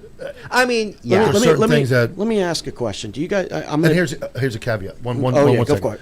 And I don't know if it goes both ways, but I know our sheriff pulled this trick. In the policy, there is an exception to bypass the entire IA investigation if the sheriff witnesses something himself. So in this case, where the county or Witness the city video. witness it themselves and can go, okay, that's pretty obvious what it is, you're fired. So there are exceptions for incidents where they're observed and the seriousness of it. I mean, if gotta you worry about walk setting up and kill precedents. somebody, you're going to get fired immediately, like murder. So in this case, I mean, to that poor 18-year-old girll, that's right I up there don't with the think so. I think this is more cut and dry than a murder. Yeah, it because, is. But I I'm mean, saying it's on video, though. So I think you go, you're fired. And what is he So- going to do? I'm going to fight for my job back? No, he's going to make an Instagram I mean, they page. run. They He's run. make an Instagram They run page. the risk of. They just run the risk of setting a precedence and then wrongful termination. of Certain lawsuits. things, though, require, just like use of force doesn't apply. You're right. In the most cases, they're setting a bad precedent. But these are the ones where you go, this is pretty obvious. Like, All this right. guy has to be fired. Here's my question for you. Do you guys know about the Battle of Wanat? I'm bringing it back to the Army. Do you guys know what the Battle of Wanat was? Hit it. Okay, the Battle of Wanat was in 2007 in Afghanistan. They put a platoon of infantry guys at the bottom of a valley surrounded by 3 mountains. They were attacked by over 200 foreign fighters and were almost completely overrun. There was 9 killed and 27 wounded. The whole platoon, 100% casualties. The Army went to do the investigation on the company commander, the battalion commander, and the brigade commander, and it was pulled from the Army, and they said, no, you can't do the investigation. The Marine Corps is going to do the investigation. We're going to completely outsource it. So why can't we, as an organization, or why can't a police department go, hey, you can't investigate this. You Well, I mean, They wouldn't be able to cook the books. It's the oldest. It's the oldest joke in the book, Internal Affairs. Professional standards. You have the coin sitting right there. Mm-hmm. They're supposed to be like. It's almost like they take another oath. You know, saying I'm going to be even more upholding of the like. I'm going to hold cops responsible, and of course, there's a need for internal affairs. But is there a great argument that it should be a different entity? Yeah, I mean, I it shouldn't think even be from the same state. The higher you go, though, the more acceptable that behavior becomes. Dude, the old sheriff of St. Lucie County had an FDLE investigation done. He violated every election law there was known to man. They printed it out. They looked at it. They said, yep, he's guilty of all those. We're not going to arrest him. He's the old sheriff. He resigned anyway. We'll just forget it. Let you or me go out and commit 11, 12 crimes and violations. You think they're going to go, well, he quit anyway. We're just going to let him slide. No, they're going to arrest you. There's just, as you go up higher, there is more leeway for, it's just, we don't want to arrest the sheriff, even though he's breaking like 9 public record laws and he's, hiding his conversations and he's not following these, we'll just let it go. But let you do that. Well, You're done. Let me do that. I'm done. I want to know what Lance thinks about this, to be honest with you. Like, what would be the argument to saying, hey, I'm in Florida, the chief of police is charged with these crimes, so we're going to go to, I don't know, New York or Virginia or someplace completely out of state. They have different laws. FDLE should be the one doing it. FDLE, Florida Department of Law Enforcement. We're not talking about the law. We're talking about, did this guy violate the standards of conduct? Well, they have different standards of conduct. Well, even if you go in state, we have the board, Ethics Commission. We have entities in Florida that are responsible for that. Nobody does any. You know it. Yeah. Nobody Okay, does. The that's Ethics Commission 100%. should be investigating Palm Bay with everything you've brought forward. Some entity, even if, let's say, Lance is off his rocker, he's crazy, he's made up every allegation. It doesn't matter. You can't walk up to a victim of a crime and go, yeah, that probably didn't happen. I'm just going to not even take a report. But they are made aware. You go make the city council aware of what you know is illegally happening. And you've been gone how long? Since September 2nd, Okay. 2024. Over a year. Yep. And nobody has investigated them or even looked into it. Nope. There's your problem. I sent a You have seven- agencies in Florida that are supposed to be doing that. Yeah, Okay. I sent a 17-page letter to FDLE. My response was, there's not enough information in here to do an investigation. Yes. I put text messages about my chief and my deputy chief having conversations about buying a pellet rifle and shooting children. I have patrol logs and I have text messages of command staff where the chief sent our entire police department to attack his neighbors, disabled neighbors. Yeah, it's a sober living facility, but they wrote up this patrol log saying we had all these narcotics complaints. In 9 months, they were targeted 200 and some times, and there was one marijuana arrest for a guy that was walking on the wrong side. So they on the weaponized the government against 100%. citizens. And you made it clear to the other government agency. Absolutely. And they said there's not enough here to look into it. I have the text messages of him laughing. He's pissed off because there's a resident being rolled down on a stretcher. But yet he puts a statement out there when he makes a murder arrest for a guy's fentanyl. We look after our citizens and we even those that are addicted. But yet I put the text messages right there in that news article that says here's where he's calling his neighbors, basically targeting them, and how he's pissed off because they're addicted, right? It's a disability. And now imagine you're an 18-year-old girl who has the chief do that to you. No way. You go tell somebody about that. I lost my job because I came out. And you know what? And you were the deputy chief. And you know who's filling my place? A guy that didn't say a damn word, and he's going to be the chief of police in April of 2026. The guy that sat silent. Yep. He's going to be rewarded for his silence because he knew of everything that I've spoken about. But he's going to be rewarded by becoming the next deputy chief or becoming the next chief Politics, in April 2026. baby. Yeah, it's the same what I dealt with the last year during All right, the hold election. on. We got to take Who we got? Collins. Do we have anybody calling? No, we got Dan might have a story. We got to get to that Broward County video too. What Broward County? The dancing twerking video. No, that's for Thursday. We're gonna save it. Yeah. But All right. But look at Kissimmee Police Department, right? They went through the kind of the same. I talk about Kissimmee Police Department because they had an excessive force case and it was covered up, and I think they just put their deputy chief on administrative leave just a couple weeks ago because they brought in a whole new chief. There was indictments, there was all kinds of stuff, and so they brought in an outside chief that's literally, I think he's fired, and maybe some of that's because of the perception, right? We talk about because the public wants that, but you know what? They're making a change, and he's trying to make the change, and their deputy chief is on administrative leave. Well, we're going to promote ours. We're going to make him the chief because he was silent. Okay, well then let me ask you this, right? So who hired you to be the deputy chief of police? My chief? Your chief. The chief that's currently the chief now. Okay. So you started out as a patrol guy. Absolutely. You started from the bottom and worked your way Same up. agency? Same agency. Okay. Okay. I worked for two. I worked for North Carolina for 4.5 years, and then I went to Palm Bay in 2004. Okay. So you can still move your way all the way up the ladder without being brought in from outside. Absolutely. Because it seems like a lot of chiefs are like, it reminds me of like the NFL coaching carousel. Like, yes, you're right. You're right, and there's pros and cons, but I can see where you're as a civilian, you're like, right, like you retire from a big, huge agency, right? Mm-hmm. Like as like a deputy chief or chief deputy, however they want to say it, or maybe even a major. You're up in the echelons, but you never really make it to chief or sheriff in this big city. But when you retire, tons of towns and cities want to hire an outside chief, and I'm assuming that's because the city council can say, this is who we want. Are you okay with doing this?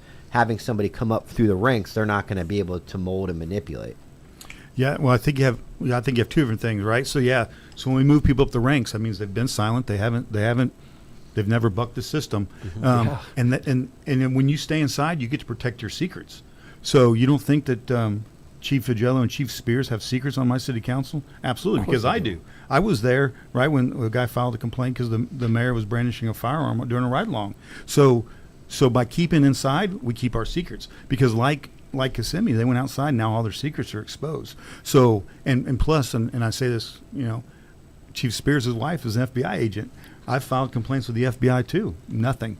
And so when you stay inside, there's no more accountability. So are you pro bringing in an outside chief? I am when your agency is like Melbourne did it. Melbourne's agency was upside down. They did the vote of no confidence. So about 10 years ago, they brought an outside chief, and he brought in a whole outside command staff. That's how jacked up they were. And I think when you have somebody like me, a deputy chief, that sat in those meetings, and I'm telling you, we justified use of forces that were not justified. I'm telling you, There are text messages about your chief and your deputy chief about shooting children with pellet rifles.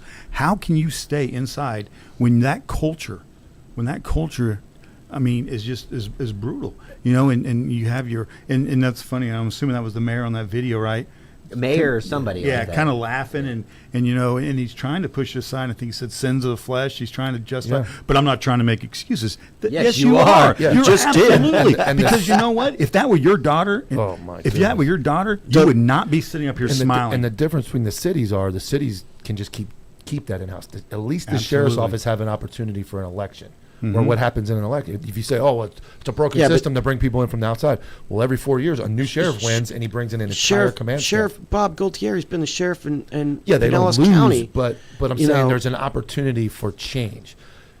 The citizens get to at least make that. It's still politically based. It's still who's the most popular, all the money. But in a city, you could, like, Vero Beach Police Department is like third generation now. Dave Curry brought up from the old chief, and they have voted no confidence twice in the city of Vero Beach. They've written 10-page memos about it. They have multiple employees have written the same thing. They're almost identical. To Yeah, Vero absolutely, Palm, 100%. You know, with Lieutenant I've spoken Cook and to them, everything. Yeah. So they have the exact same problem going on in Vero Beach that's in Palm Bay. Nobody will do anything about it. At least at the here's the sheriff problem. level. Here's the problem is that you're talking about this.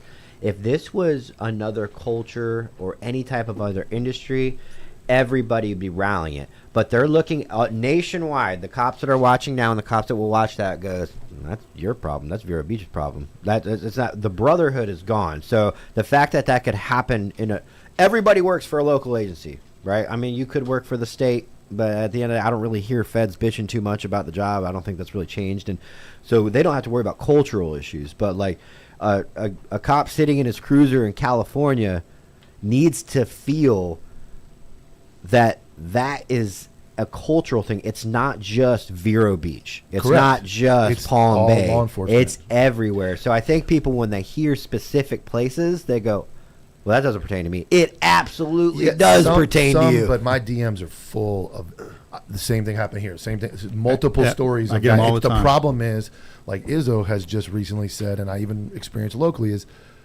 he's saying now, you guys keep filling my DMs with complaints. When are you going to have a backbone and stand up and say, well, I need a paycheck? Well, then I guess you don't care bad enough. Fuck that. It's funny. I get the same stuff. I got 2 anonymous letters, which my city manager said, well, they're anonymous letters. But you're right, because we need a paycheck. Listen, I lost my job. Yeah. I sold my house because I didn't know where my next check was coming from. That's how I survived for Nobody cared 14 about your paycheck. months. I didn't have a retirement. And now you get steam, and guys are reaching back. Hey, man, Lance, you're doing a great job. Hey, you need to bring this issue up. It's like, you bring it up, motherfucker. You say something about it. Yeah. You say it. Because at the end of the day, I get the paycheck and all that. But, bro, this gets me so mad. Like, have a fucking spine. When you watch fellow employees getting railroaded and you know it's wrong, but you're like, now I'm on the lieutenant's list. I'm on the sergeant's list. You were a government employee for almost 10 years? Yeah. Okay. So you understand that when you and your family and your lifestyle and your mindset, when you relied on a government paycheck, right, wrong, or indifferent, that's what you know since you were a young adult. That's what you've known. Now, law enforcement is the same thing. Luckily, firefighters don't have to deal with all this shit. But law They do. enforcement is They the deal same with the thing. same You're a bullshit. cop for 10 years. Yeah, you're right. Corrupt Yeah, admin. they do. You're a cop for 10 years. And now you have people like me and Mike saying, fuck your paycheck. This is do what's right. Yep. Do what's right. Well- It's different because it's like, I've always said this about the COVID thing.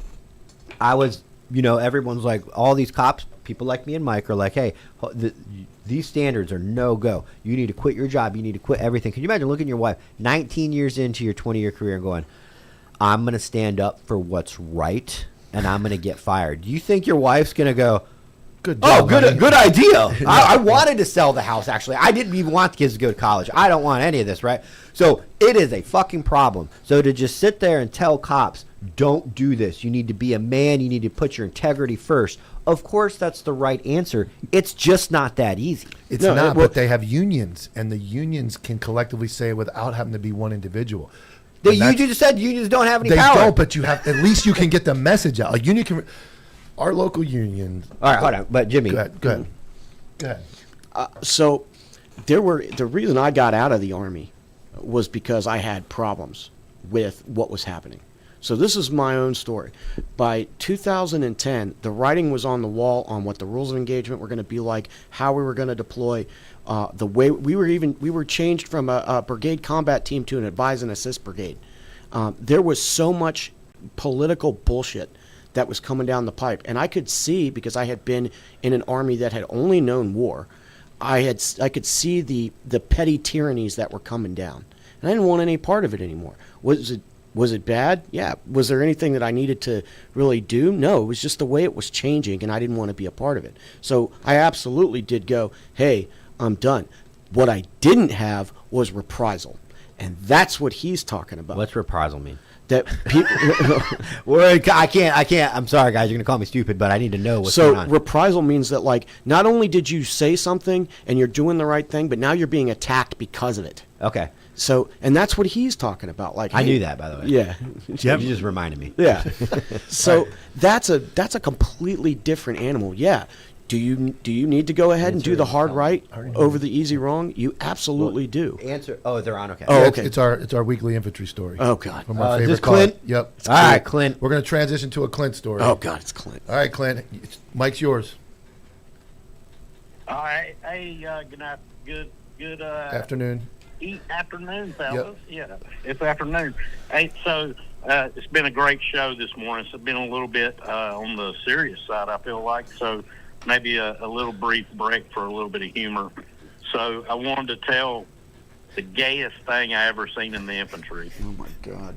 So I was the squad leader at Fort Stewart, and we had been in the field, and we had done like a company movement to contact live fire range, and so the entire company had been up that whole night before we came back, and we did a 18-mile road march back, and then when we got to the company, we cleaned all our weapons and everything, and then we were waiting to get the word, and then that's when we found out that one of the vehicles that we had rode in earlier in the field problem, that the support unit had lost a SINGAR.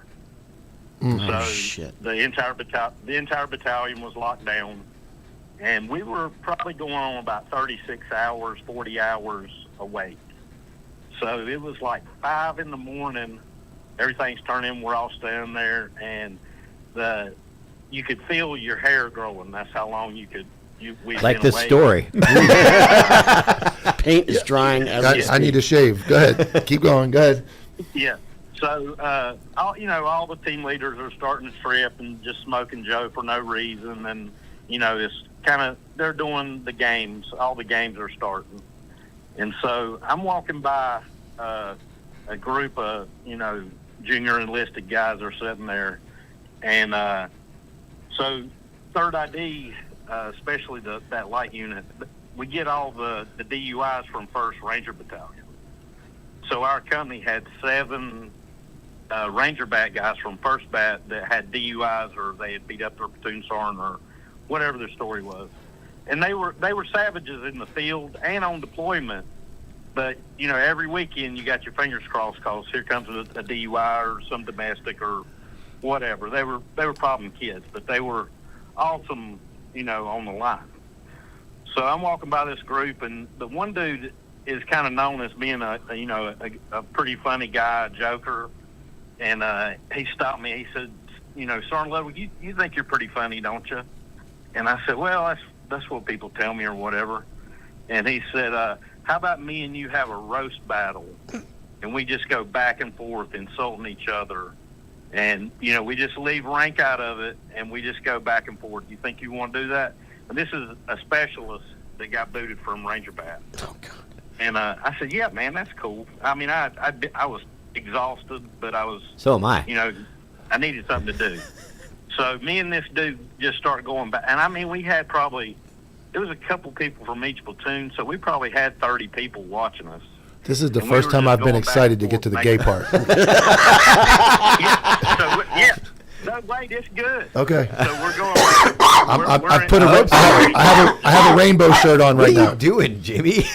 Are you okay? So we're going back and forth, and we're insulting each other, and he's saying, some of the things are weak. Like he said he picked on me because I wasn't the best runner at the time, and I said that he was like 2 people back on the evolutionary chart of man. You know, where it shows like you're progressing from the monkey to the man walking. You said it. I It's said your he fault. was like he was 2 people back or whatever, and you know, so at the end everybody said that I won. So and everybody cheered.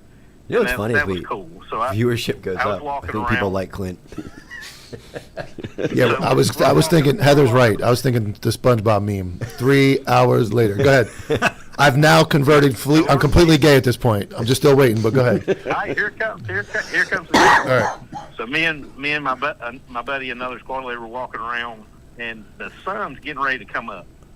And so we walked by that same group of guys, and the guy that I had the roast battle with, he's sitting in a chair, and he looks me in the eyes, and he's just looking me in the eyes, and I'm looking at him, and then he looks down at his crotch. Oh boy.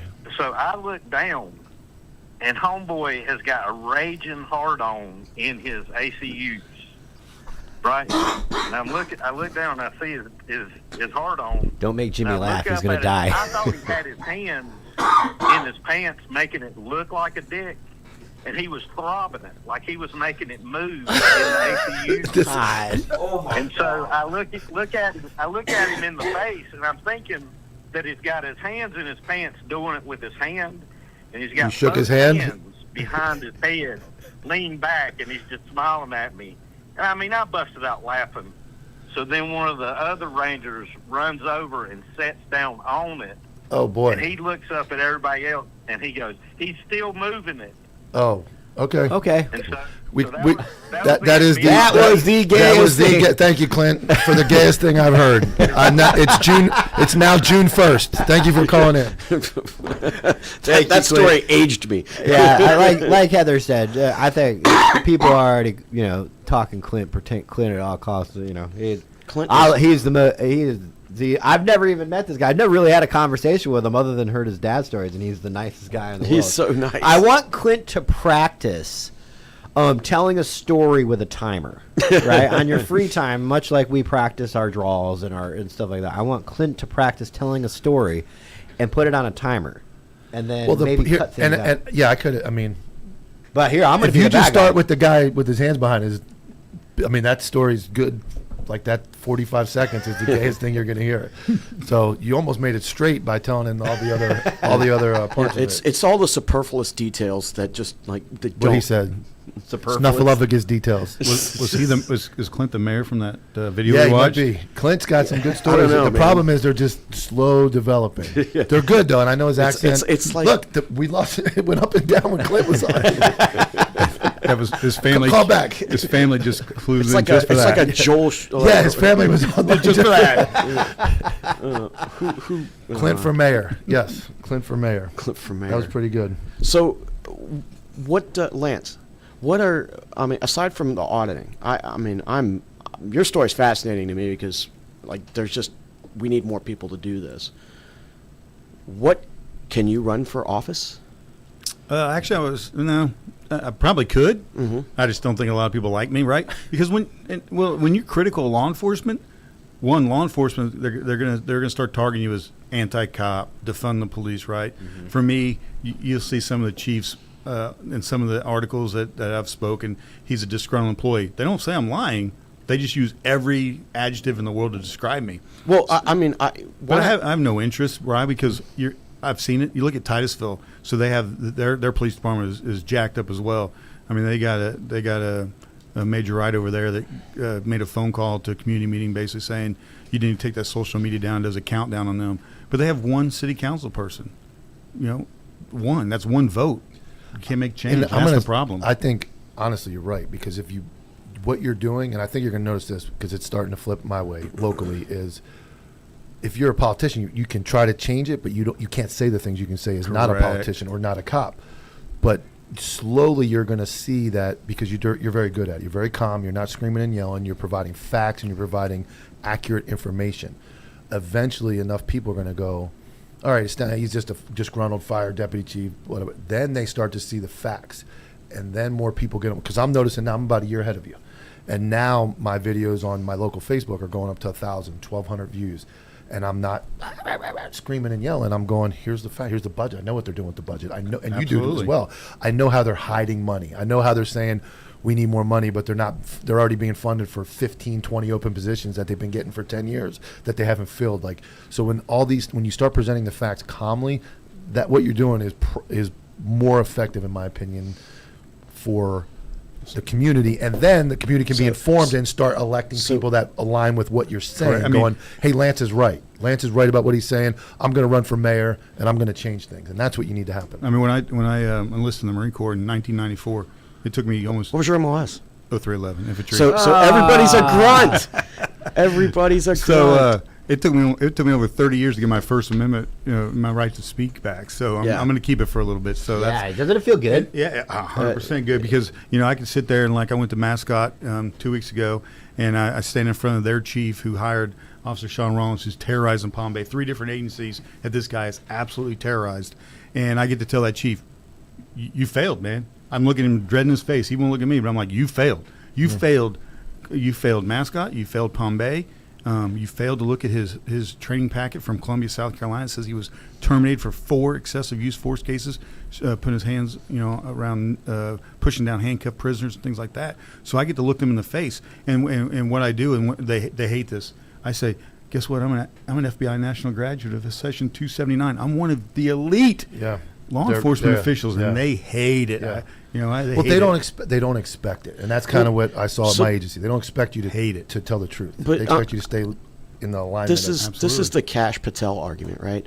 Cash Patel made a living, and who was the other guy? It was I can't remember. Somebody who became ATF director, and Cash Patel became FBI director, right? They made a living off saying, "Hey, this organization is jacked up."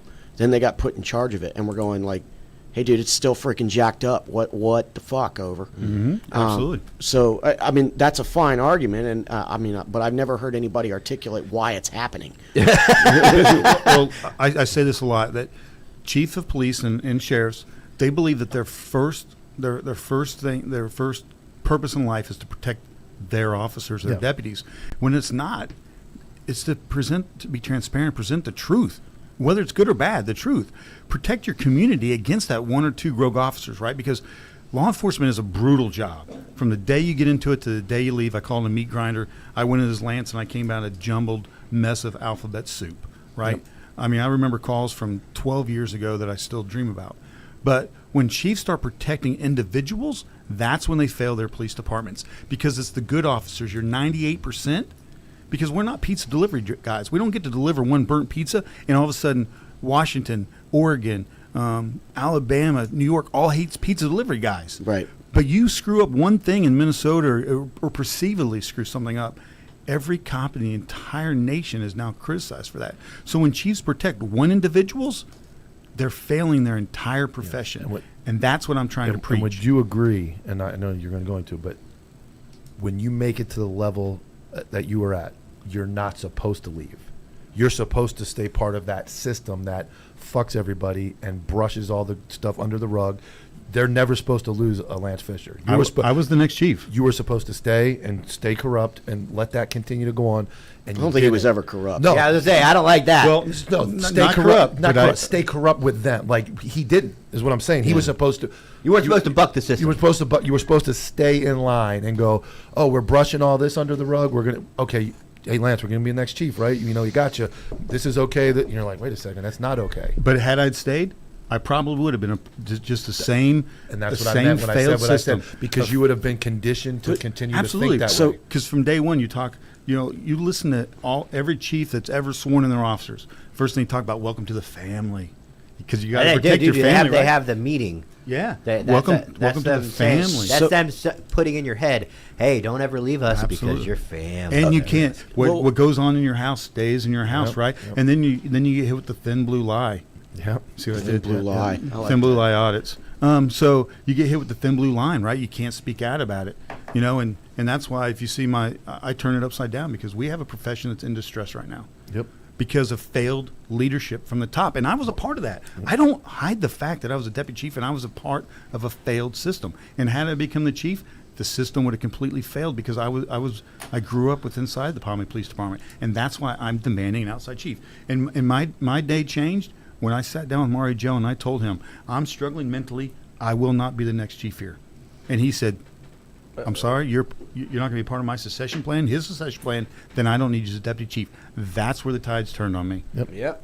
So, What are you say, Jimmy? So we have the same problem in the military, by the way. Absolutely. It's the exact same problem. Guys that start out as, platoon leaders and privates, they move up, they become the command sergeant major, they become general officers, and now they're a part of a system that is very powerful, that takes care of itself, but doesn't take care of the organization and the mission that it actually has.